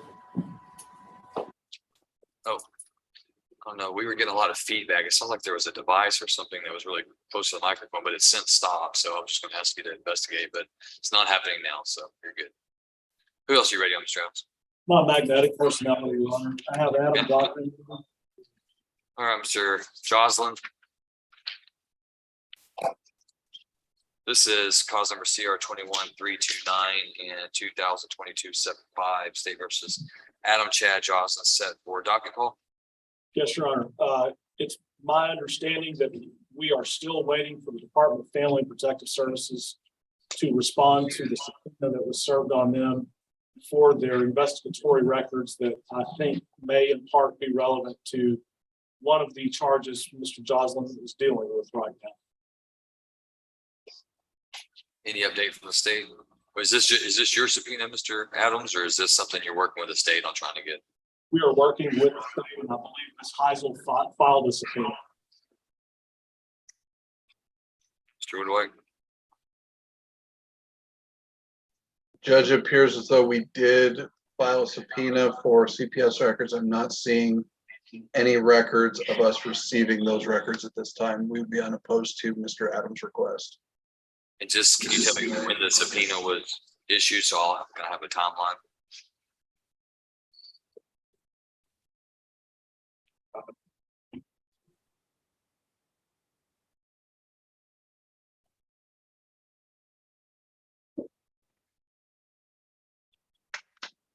While he's looking that up, Mr.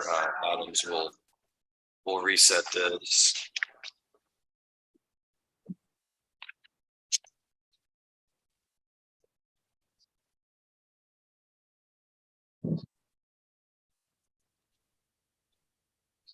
Are you available on September 22nd or 27th? I'm available on the 27th. 27th? Yes. All right, let's set Mr. Joslin for additional docket call on September 27th.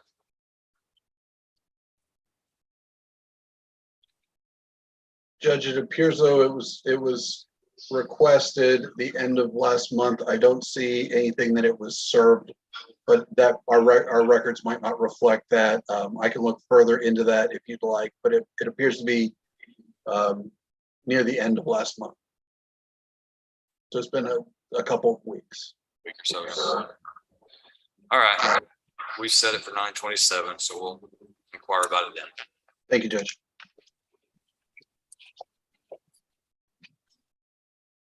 Mr. Adams, are you ready on Vicky Lovern? Yes, Your Honor, she's present. All right, come on up, Ms. Lovern.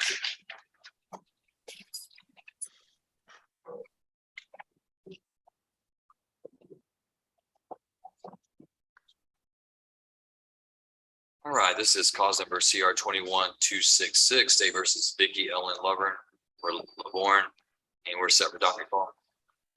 Your Honor, I received finally the remaining video footage from the Wills Point Police Department that we were waiting on. I got that about 10 to 14 days ago. Frankly, I haven't looked at it yet. I haven't had the time to stop and make time to do that. So I would request one more docket call setting so that I can do that. We have a plea offer in place, and at our next docket call, assuming that the court will grant one for us, we'll be able to tell the court what we're going to do with this case. Any objection from the state? No, Your Honor. All right, court will set Ms. Lovern for September 20. You like the 27th, correct, Mr. Adams? Is that what you said? Yes, sir. Okay, we'll set September 27th at 1:30. And Your Honor, for the record, Ms. Laborn has had surgery recently. No, I broke my back. She broke her back recently. She's obviously in a brace, in a significant amount of pain. If I need to file something in writing, I will do so, but she wanted me to request on the record today that the court consider a PR. Yeah, I'm going to follow the rules, and I want a formal motion, so the state can get notice of it. All right. And then we can set up for hearing. If they agree, then I can grant it without a hearing, but I don't think it's fair to not give the state opportunity to have notice. Yes, sir. I'll get it filed as quick as possible. All right, thank you, sir.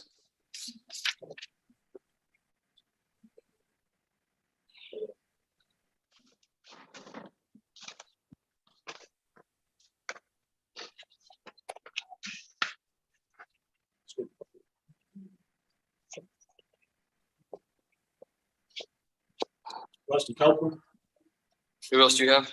Rusty Copeland. Copeland. Mr. Copeland, if you'll step up. CR 22-6 and 7. Mr. Copeland is set for docket call. Go ahead. Yes, Your Honor. We've received all the discovery materials there are to be had in this case. We've received what I believe is the state's best plea offer. Mr. Copeland is not inclined to accept it. We're going to need a jury trial. Okay, and can you tell me what the offer is that Mr. Copeland has rejected? 35 to do. 35 years TDC. Yes, sir. All right, court will find that Mr. Copeland has rejected the state's offer, and court will set Mr. Copeland for jury selection beginning October 3rd. And Mr. Copeland, if you're in custody, you don't need to do anything. We'll bring you paperwork on when your next setting is. Your case will not be called for trial that day.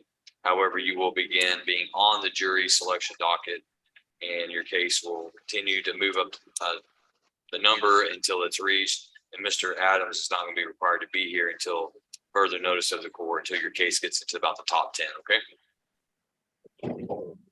And if Mr. Copeland makes bail on either one of these cases and he's out, then he needs to report at the courthouse on those dates at 8:30. Yes, sir.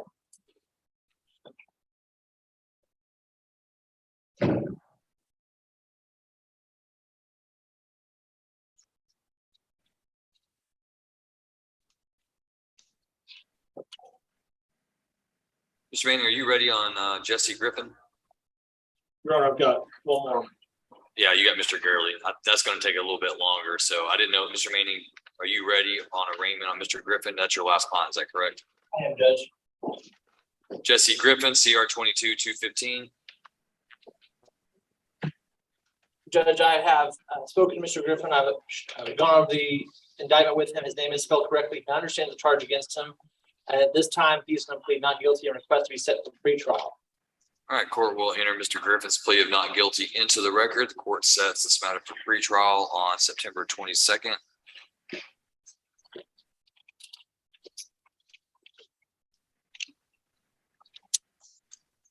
Judge, I believe that this might be excused.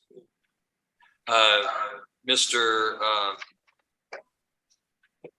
I'm sorry, Ms. Pettis appeared. Sir, you can go ahead. You're free to go. Ms. Pettis did appear on Zoom at 1:30, but she does not appear to be here at this time. So just tell her that hers is under advisement until noon tomorrow. She needs to report to the Van Zandt County pretrial release officer, be drug tested, and provide a copy of that paperwork before noon tomorrow. They close at 5 today. She was here earlier, but I wasn't able to get to her because we had other business. So if you'll relay that to her, otherwise the court's going to issue an alias capias. Judge, just make sure that I can relay properly. So in order for her to be compliant, she needs to produce the records, medical records to the court, as well as report to pretrial release, and that will satisfy keeping the NISI from being issued. That's correct. And we'll go ahead and set her for pretrial on 9/22. Yes, Judge. But yes, sir, that will satisfy the NISI. Will not issue that if she produces that paperwork to show me that there's a legitimate reason she's not here, and then she needs to drug test with our pretrial release services officer before noon tomorrow. They close at 5 today and noon tomorrow. So she shows up at noon, and it's going to be considered a non-test. Yes, Judge. Thank you, Mr. Manning. All right, Mr. Adams, I'm ready for you, sir. Mr. Gurley.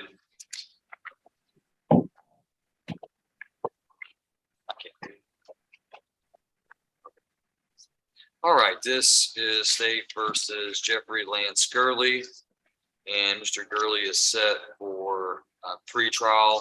What I want to do is I want to take up any pretrial issues, Mr.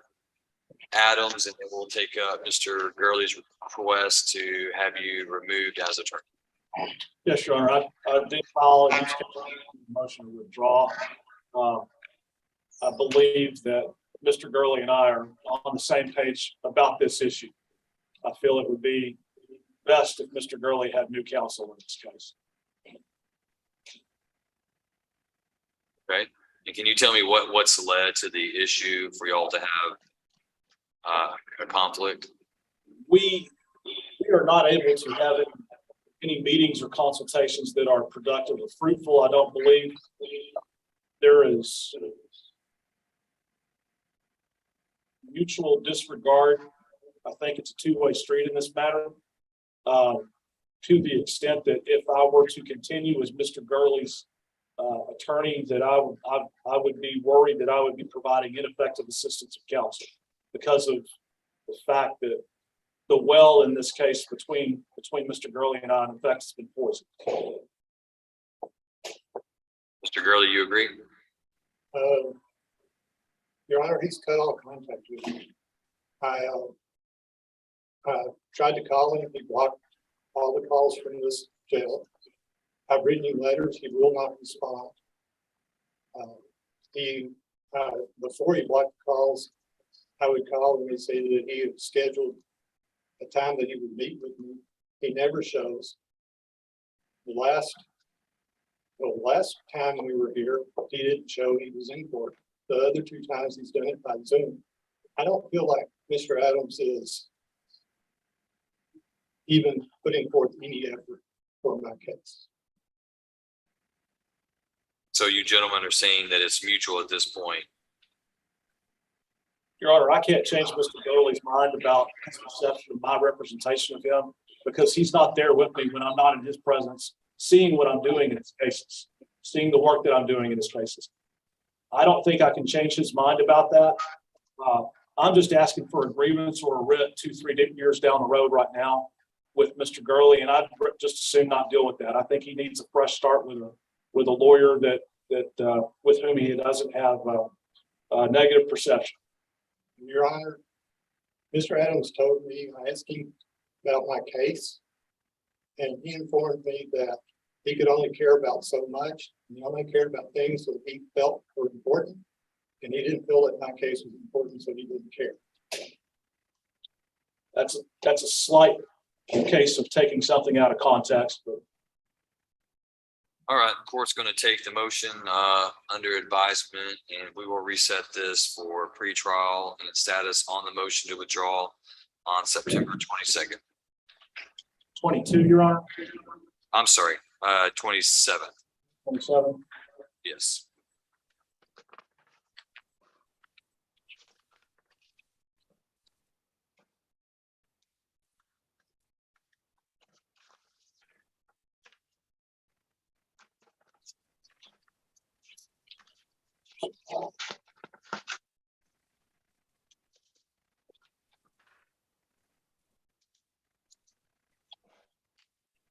And Mr. Gurley, before we get off the record, do you have the ability to hire an attorney of your own choosing?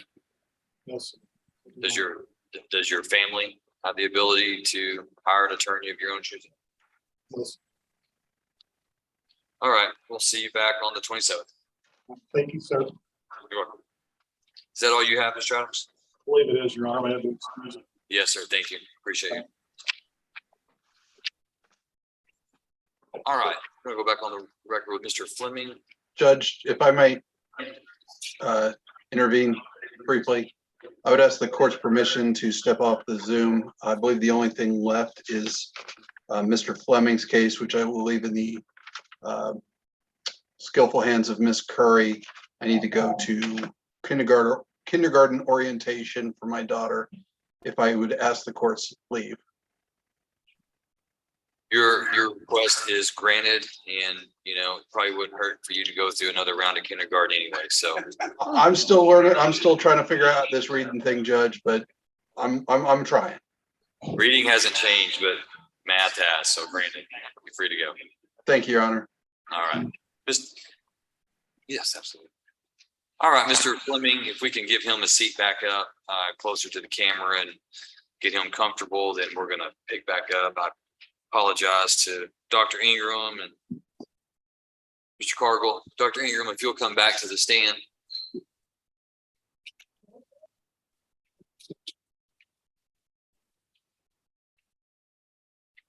All right. And Dr. Ingram, you understand you're still under oath? Yes, sir. Thank you, sir. Have a seat. And I believe before we recessed in this case, Ms. Curry had passed. Go ahead, Mr. Cargill. Yes, Your Honor.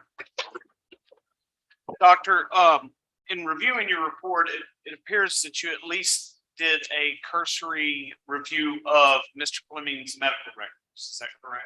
I did a review of the records, yes. And in that regard, Mr. Fleming, I think you noted that he was in the hospital from February the 2nd, 2022 to March the 9th, 2022. That's correct. And in that time period, he was in a coma for 3 weeks. That was what was told to me by the family. Did you see anything in the records that indicated that that was not the case? I don't recall exactly whether there's a statement in the record about a coma. He was discharged and didn't receive any further rehabilitation services. Is that correct? That's correct, yes. And that reason for being discharged, not receiving rehabilitation services, that due to lack of insurance and other means of payment. Is that correct? Yes, Now, on his discharge, he was prescribed 3 medications. I believe two. 2. Yes, So on the 2 different medications, one having 2 different doses. that's correct. Yes, And during the interview, did you ask my client whether or not he was currently taking that medication? I did. And was he? He was not.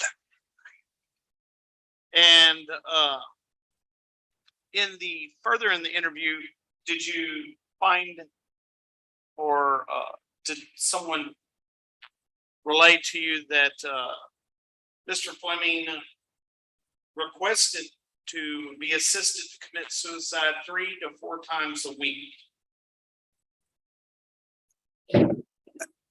That was mentioned, yes.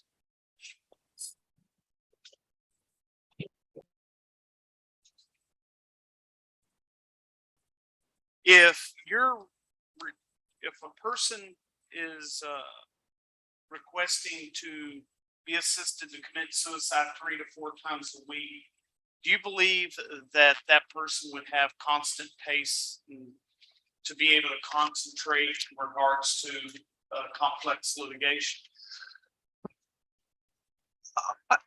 It really depends upon the time at which the consultation took place, and also when the court convened the case as to whether or not that would be the case. Now, you did the consultation in May. That's correct.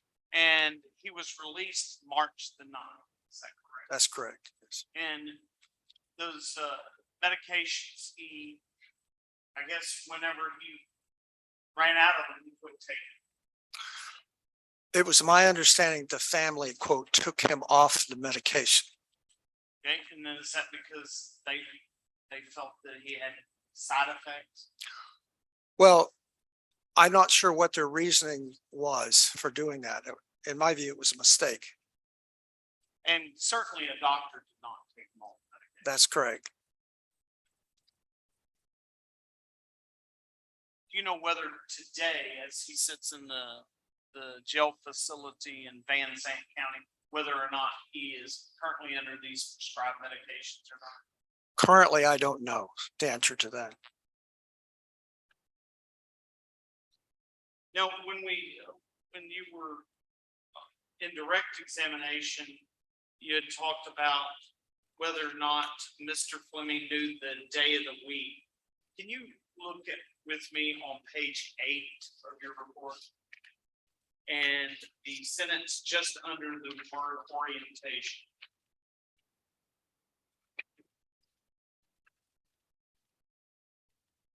Okay.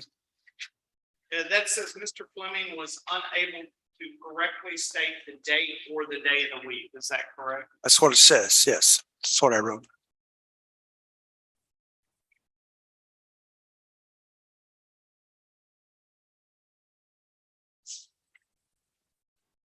Talking about this Montreal Cognitive Assessment. Yes, You had stated in your report that 23 is the baseline. Is that right? it's a cutoff score. In the test, it shows, at least if I'm reading the test correctly, a different cutoff score. Is that correct? Where it says normal there at the bottom.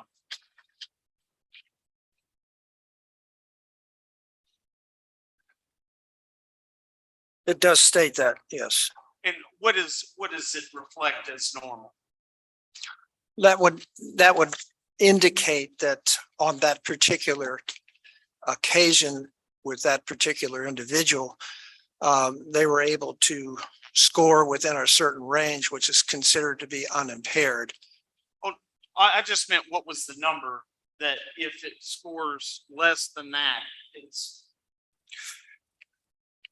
Well, if it's less than 23, it's considered to be mild, potentially mild impairment. Well, what does that mean when it says normal 26 out of 30? Well, it means that there's all of these assessment measures is a range. It isn't a single score.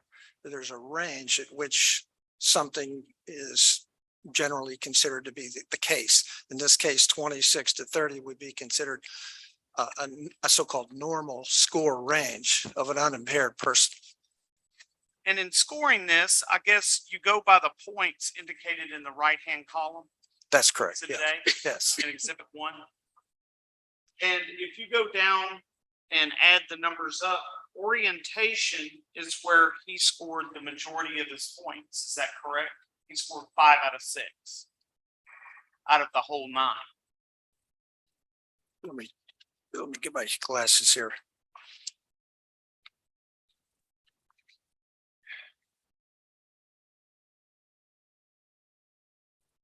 Yes, that's correct. And in that 5 out of 6, you did indicate on the orientation that he knew the day of the week. Is that correct? That was one of the points scored. He did not know the date.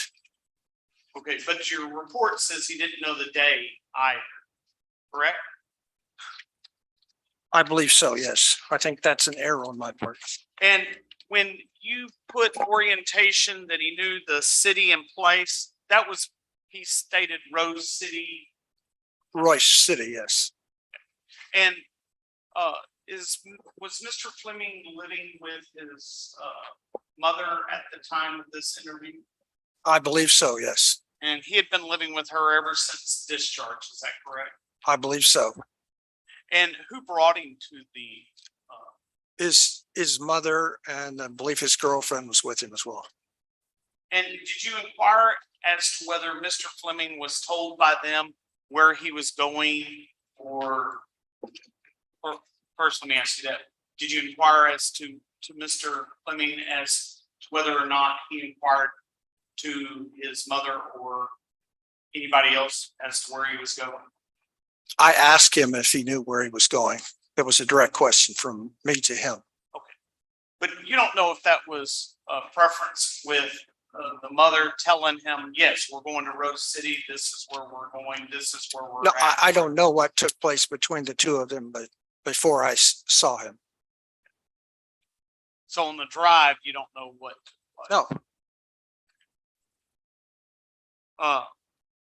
Is it possible that he was just repeating information that had been told by his mother, you're at Rose City, and that he had no other independent reason to know where he was? it's possible, but unlikely, highly unlikely. You said that's highly unlikely, but in your answers in direct examination, you said that Mr. Fleming said that he would listen to what his lawyer said to do in regards to making his decision. Is that correct? He indicated that he would take into consideration that which his lawyer was advising. Did he use the word, I would take it into consideration, or I would do what my lawyer said to do? He implied with his comment that he would take in consideration, that taking consideration is my word or series of words. In regards to page 11, I'll say it's the fourth paragraph. The first paragraph is not a complete paragraph, but if you go to the fourth, it looks like the fourth. It talks about his speech problem, that it was difficult to understand his remarks, especially he showed some sign of fatigue. Is that correct? You're referring to which paragraph, sir?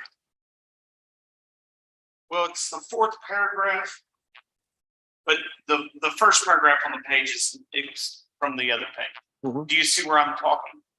Are you talking about it in summary? Under competency assessment, it's the second paragraph. Okay. And your question? Yes, sir. And do you see where it says his speech problem secondary to his traumatic brain injury did present a mild difficulty in understanding some of his remarks, especially when he showed some signs of fatigue? Yes, he had what's called dysarthric speech, in the sense that some of his words were slurred but understandable, and they were appropriate to the questions. And how long was your interview with him? The total interview with him was 60 minutes plus the completion of the forms, for a total of an hour and 20 minutes in total. In the interview that you did with, or the comment in regards to information that the family gave to you, did they say that he had worse memory problems later in the day? There was mention of that. Sorry. Yes, there was mention of that. And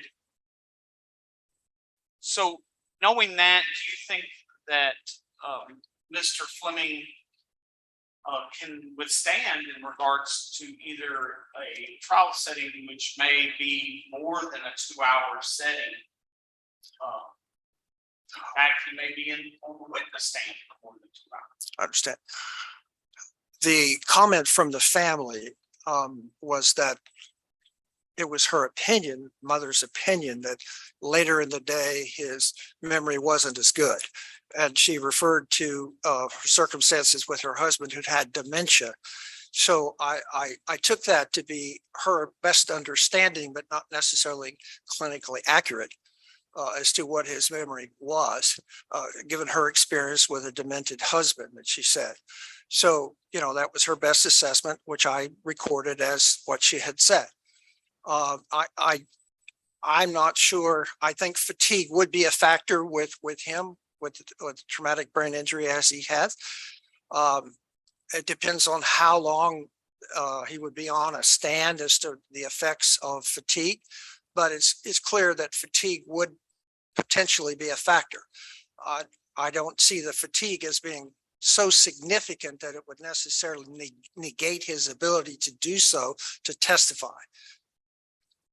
But certainly you notice fatigue having issues in this 2-hour examination. Pardon?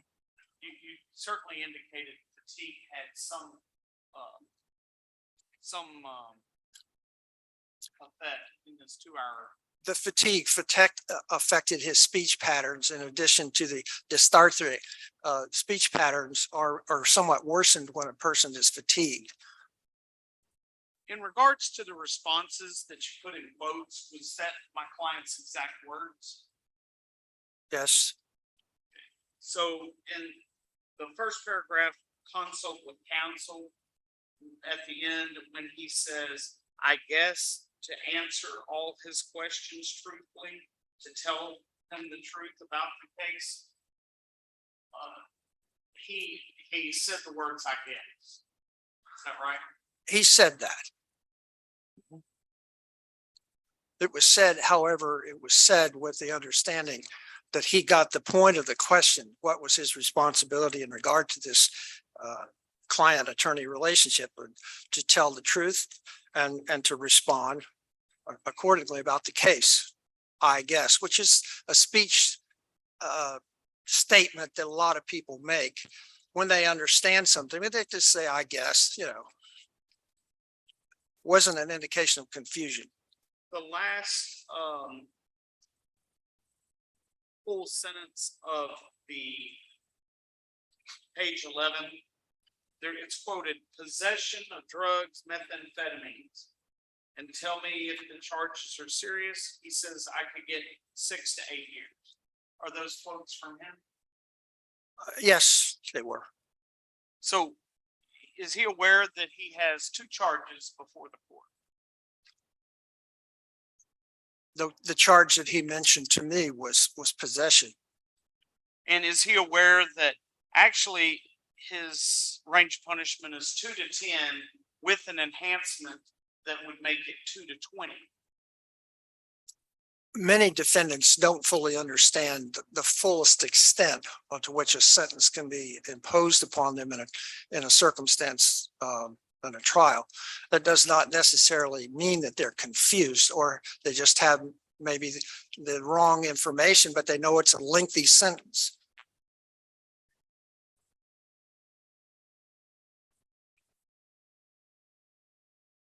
And he reported that he had no previous history of acting out or in any way disrupting court procedure, court process. Is that correct? That's what he said.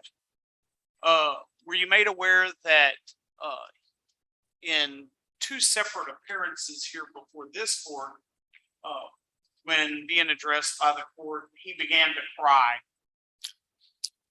I was aware that he had cried. I don't consider that to be necessarily a highly irregular kind of behavior that happens on occasions for people who are emotional. I did not see that as truly disruptive behavior or bizarre behavior or out of control type behavior. It's tears. Would it change your opinion if it was a vocal cry or not? Well, I'm assuming that crying is a demonstration of some emotions that took place based on statements that I understand happened. And in further down that same page, page 12, under B, to disclose counsel pertinent facts, events, and states of mind. Read that again, please. I'm sorry. Where it says paragraph B, it's enumerated as B, and it says to disclose counsel pertinent facts, events, and states of mind. Yes. Do you see where I'm talking on page 12? May I approach you on it? Yes, I see Yes, it. please. B, You I see see it. Yes. Okay. You said Mr. Billy Fleming is capable of disclosing pertinent facts, events, and state of mind in his case to his attorney in a rational manner. That's correct. Did you ask him about when this alleged offense occurred? I asked him about him being arrested, and he told me that he was arrested and charged, with possession. But not in regards to the unauthorized use of motor vehicle. He did not mention that. And he didn't tell you what year or month he was arrested? No, he did not mention that. Was he able to tell you about any of the details in regards to where he was, what city he was in, or anything like that in regards to telling you the facts of the case? He did not go into great detail regarding the facts of the case beyond stating that he had been arrested for the possession of a drug. Well, did he tell you that the possession of the drugs was alleged to have been in the jail? Did he tell you that? No, he didn't mention that. I did not ask him that. But his overall responses were clear, and his rational responses would indicate he had capability to do that.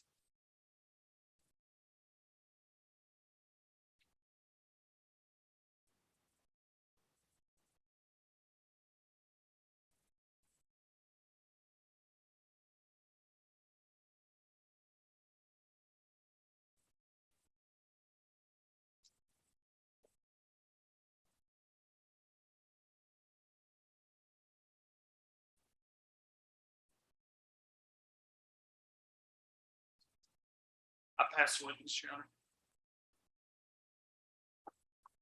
Briefly, Judge. Dr. Ingram, I just have a few follow-up questions here. Yes. I've looked over this worksheet from the Montreal Cognitive Assessment. Yes. Reading through here,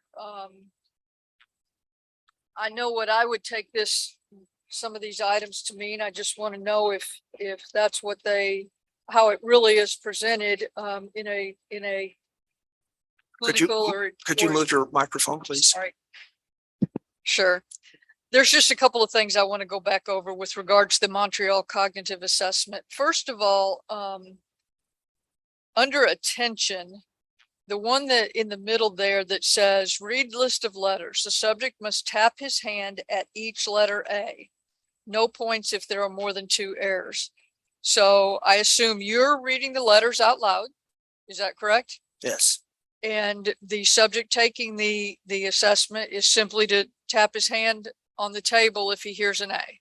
That's correct. Okay. Can you give us an example of how fast you would read the letters? All right. F, B, A, C, M, N, A, J. Okay, that's enough. That's enough, doctor. That gives me a good idea. Thank you. And he was unable to tap a table or a desk at the letter A hearing those. He was able to tap some correctly and some incorrectly. But if he had more than 2 errors, so his score was 0. And then the under abstraction. Yes. So I read there similarity between, for example, banana and orange. Is that one an example that you give to him to tell him how the test works, or is that one where you actually are asking him what the similarities are? The requirement for this particular portion of the MOCA is I am asking the questions. Okay. He's not pencil and paper doing it. I'm asking the question. Okay. So did you ask him what's the similarity between a banana and an orange? I did. And what did he say to that? You eat both of them. Okay. And I have, once someone says something like that, and how else are they alike? Okay. So that's not a bad answer. No, it's not. It's not a bizarre, not a terribly confused response. It's just, it's too general. I'm looking for something more at a higher level. Okay. And Individuals with 10th grade educations often have problems with abstractions as well. So it's not just people who have difficulties with brain traumas. So this is a mixed kind of case in the sense that someone has 10th grade education and they also have a known traumatic brain injury. Okay. Train and bicycle, what were his responses to that one? You ride both of them.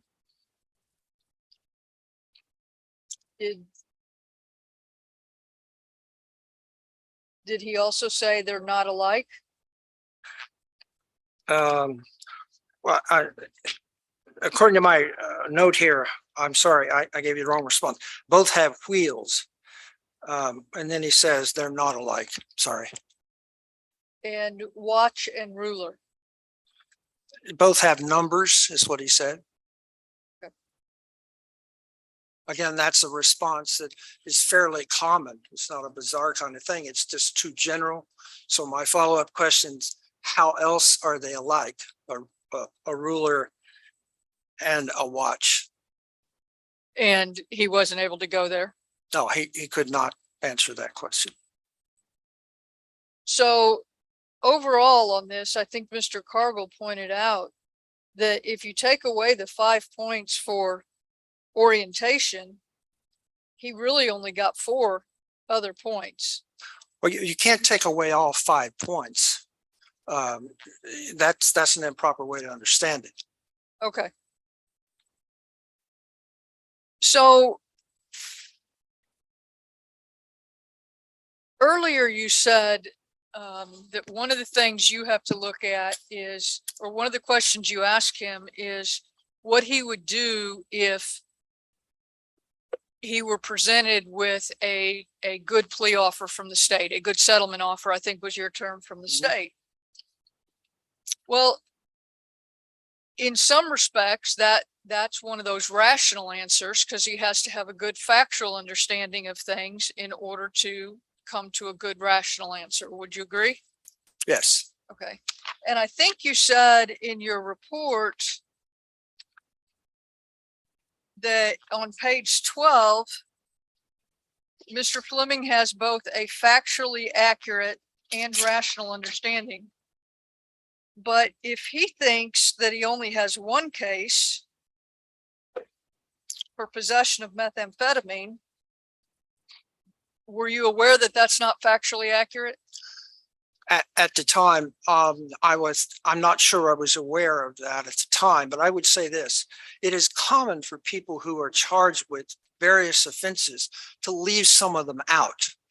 Okay. This can be a deliberate kind of, I'm asking, tell me what the charges are.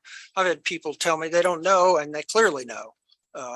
They tell me they've talked with their attorney. So the fact that he did not mention that he had a second charge, to me, did not invalidate the fact that he understood that he was charged with serious crimes, and one of which is possession. Does Mr. Fleming have more than one charge? I didn't hear you, Your Honor. I said, does Mr. Fleming have more than one charge? He does, Your Honor. What's the other charge? What's the other cause number? I don't have that on my docket. It's unauthorized use of motor vehicle, Your Honor. What's the cause number on that one? I don't know that it's 5. Okay, I didn't realize it. He was pulled over and had the UUMB, and that's why it was brought in and had the substance. What's he been indicted on though? If he hasn't been indicted, that's certainly an understandable answer then. Okay, so he doesn't have 2 charges. He's been arrested Right. on 2 offenses, but he's only been charged on 1. Is that right? I think so. I'll double check, Your Honor. Okay, I'm sorry, Ms. Gray, go ahead. Well, and the other thing is, Dr. Ingram, even if he has only been indicted on the 1 charge, that's a maximum 20 years. He's telling you he could get, when you ask if it's serious, well, I could get 6 to 8 years. How is he, that's not factually accurate. So how is he prepared to make a rational decision about a plea bargain if he doesn't have a factually accurate picture of the maximum? The responses he gave to me regarding the seriousness of the charges, he understood that there was a strong possibility of a lengthy sentence. He said 6 to 8 years, which is factually inaccurate. We understand that. But I didn't take that as a sign of confusion. Just because it was incorrect doesn't necessarily mean he was confused or unaware of the seriousness of circumstances that he was facing. One must also look at his overall responses throughout the assessment, particularly the competency to stand trial, in order to determine, is this a factual kind of error or a statement made offhand, or is this a product of confusion that would render him unable to deal or to fully understand the fact that he is facing serious charges? And I concluded that the overall picture, despite this error of 6 to 8 years kind of thing, the overall information pointed to the direction that he fully understood what was going on, that he was charged with serious crime, that he was going to stand trial, and that this could result in serious penalties. I'll pass the witness, Judge. Mr. Cargill, anything? Nothing further. Thank you, Dr. Ingram. Thank you. Any objections to Dr. Ingram being excused? No, Your Honor. All right, you're free to go. Thank you, doctor. Appreciate your time. Thank you. All right, Mr. Cargill, Ms. Gray, would y'all like argument? Can I have just a moment? Judge? Yes. No, I haven't. You know, take it on, read it. I'm gonna administer it to you later. Your Honor, I believe we'd like for Mr. Cargill to testify. I don't have any objection to it just being in narrative form, if that's okay with the board, or I can ask him some questions. Go ahead and do it in the narrative. And just pull you can do it from there and you'll just pull your microphone up. Yes, Your Honor. After Mr. Fleming has been released from the hospital, and not before then, once he went to the hospital, I didn't speak with him, but after he was released, I met with him on 3 different occasions. I had to reintroduce myself every time. 2 of those occasions was here in the courtroom and or courthouse, and I had a lengthy conversation with him. He didn't remember what we talked about or what we were going to do or what the procedure was following that. Likewise, when I made the initial contact with Mr. Fleming, he wasn't, I will say that he was better the second court appearance than he was the first court appearance. First court appearance, he was not cognitive of what was going on at all. Second court appearance, he had more cognitive repeat, at least, as to, yes, I'm in court and I'm charged with an offense. Now, a lot of that I experienced from every time I was trying to talk to him. His mother, trying to be helpful, would answer a lot of his questions for him, and I would tell her I need to hear from him.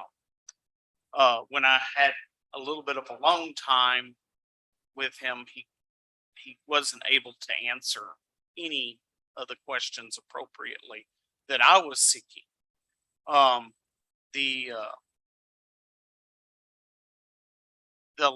lack of the ability for me to say, do you remember this, or this, when you're looking at an offense, and he's not able to remember any of the facts were what brought him to court, other than things that he's told by, I'm assuming, third people. Yes, I had some drugs, or I'm supposed to have had some drugs, or something to that effect, but he can't relay as to when it was, what city it was, why he was pulled over, what he was pulled over for, what happened after he was pulled over, which developed the probable cause.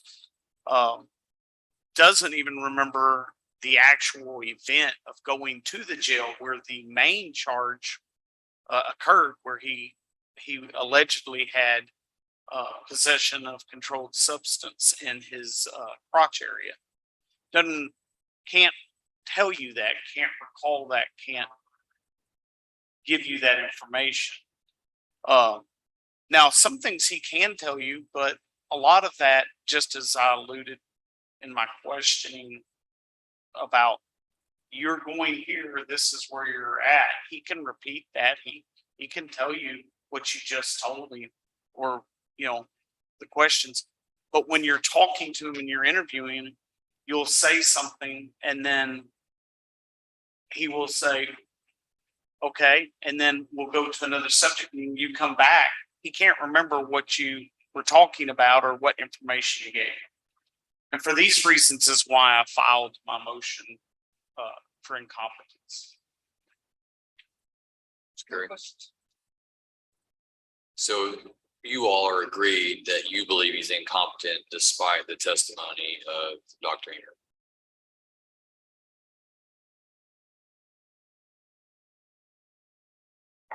I'm assuming the state's wanting to further its prosecution of him for possession of a controlled substance.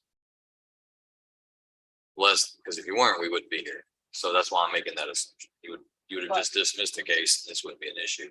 So I'm assuming that you want to go further. And I don't show that he's charged with anything other than third degree possession, 1 to 4. I don't see prohibited substance in correctional facility. I don't see UUMB. So that's what I have before me. I thought it was prohibited. Here's I don't have the indictment in front of me, but that's just what the docket says. This is That's what he was originally arrested for. Well, actually, he was arrested for 3 things: UUMB, possession, and possession in a penal. Here's the problem. Apparently the indictment was just for the regular PCS stuff.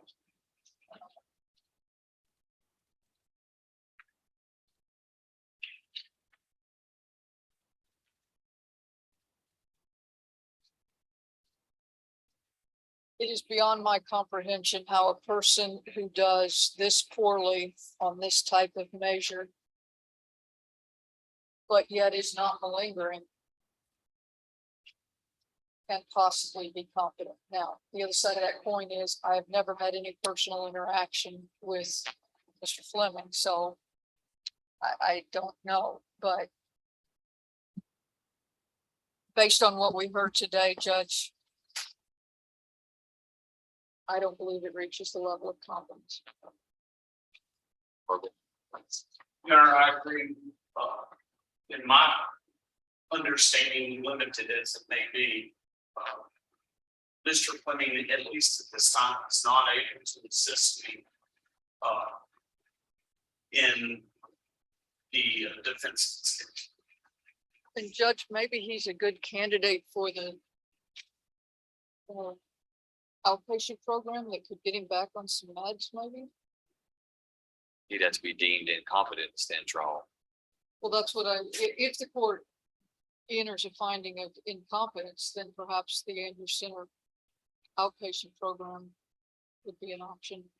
I'd want to hear testimony on that beforehand, but let me ask you, so in your opinion, Mr. Carville, someone who has no short-term memory or someone who has no ability to retain information for a short period or a long period of time can ever be held to be competent? I don't know whether that is because I don't know with him. I don't experience that. I don't know whether that ability was blocked because he did not follow medical advice once they were released from the hospital. He didn't follow up or have any medical appointments. He wasn't taking any of this medication.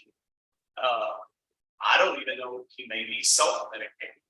I just know that at that point in time, he would not be able to assist me in his defense. Now, whether Right, but my question is if someone has no ability to remember, they have a TBI, traumatic brain injury, and they just can't remember.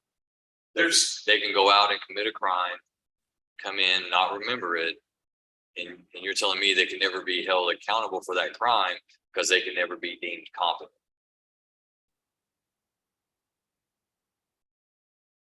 It's not an issue of sanity. right, It's an issue of I can't remember, and therefore if I can't remember, I can't assist my attorney in the defense of my case because I just can't remember what I did. if someone has committed a crime and or alleged to have committed a crime and cannot relay any of the facts or understand the charges that he has against him, then no, I don't believe that he can be competent to assist counsel. So your answer is if you have a TBI and you can't remember, then you can never be held accountable for a crime because you can't remember. You go out and kill somebody, just your TBI, and you say, I can't remember, therefore I can't assist, therefore I'm not competent. And it's not an issue of mental health, it's an issue of physical health, brain injury.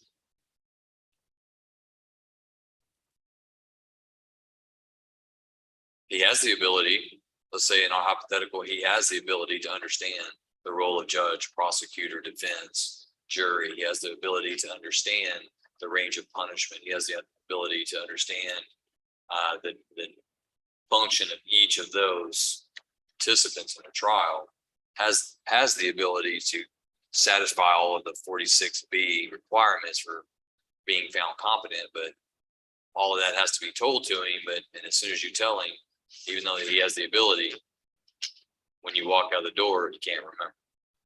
Well, whether he has the ability to really comprehend or whether he has the ability to regurgitate what he was just told is kind of my. Sure. And I know I'm hitting you with a tough question, but it's I may Well, not that's be very- understanding the question. well, let me ask you this.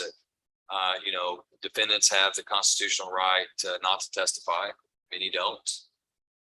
In this case, it's a criminal case. He's not a fact witness that the state would be relying on to prove its case beyond a reasonable doubt.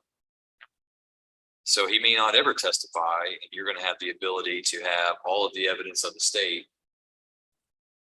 dash cam, body cam, any witnesses, all these things are going to be given to you to recreate for Mr. Fleming. If he can't remember, let's say he has the ability to understand, to rationalize, appreciate these things that Dr. Ingram has talked about, and you have the ability to show him those things, even though he may not remember them day to day. Is that not a protection against his ability to assist you in a defense?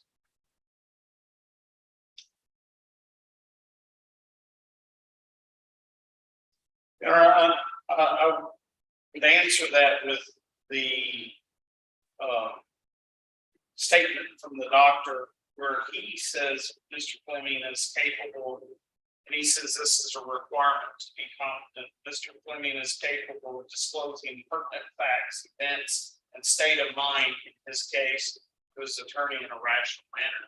I don't believe that if he can't remember the event, he can't tell me what the state of mind was. If he doesn't remember the event, he can't give me, the answers to what actually occurred in his defense.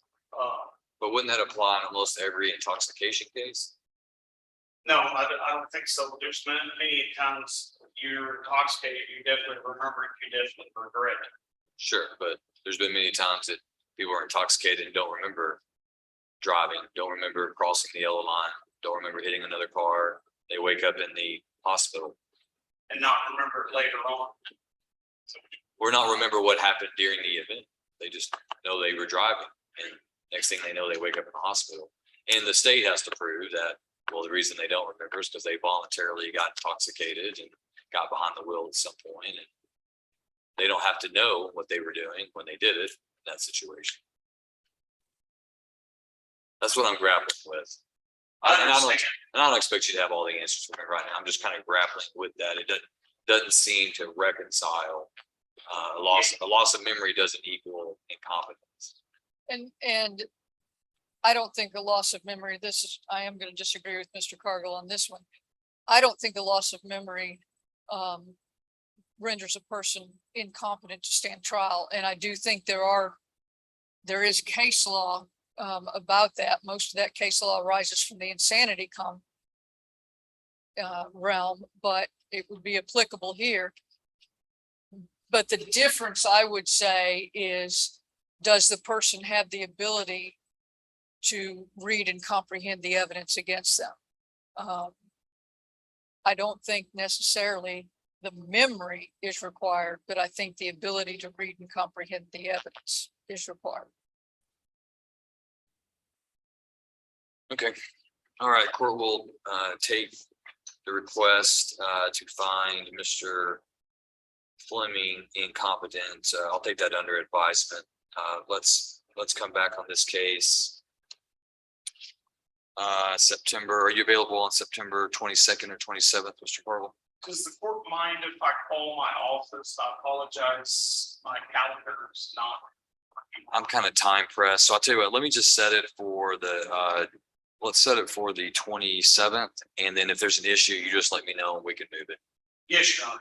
Okay, I'm time pressed to make an appointment, so we'll just set it for 9/27, and then Is that 9 or 1:30? That would be at 1:30, so long as Mr. Fleming is in custody. I will inquire into the outpatient program to see if it necessarily requires a finding of incompetency versus a suggestion of incompetency. So look, we'll look into that with the Andrews Center, and maybe there's a middle ground. Thank you, Judge. Thank you. Anything further? No, Your Honor. All right, court will be adjourned for the day. Thank you, Deputy McLeish. Thank you, Mr. Fleming.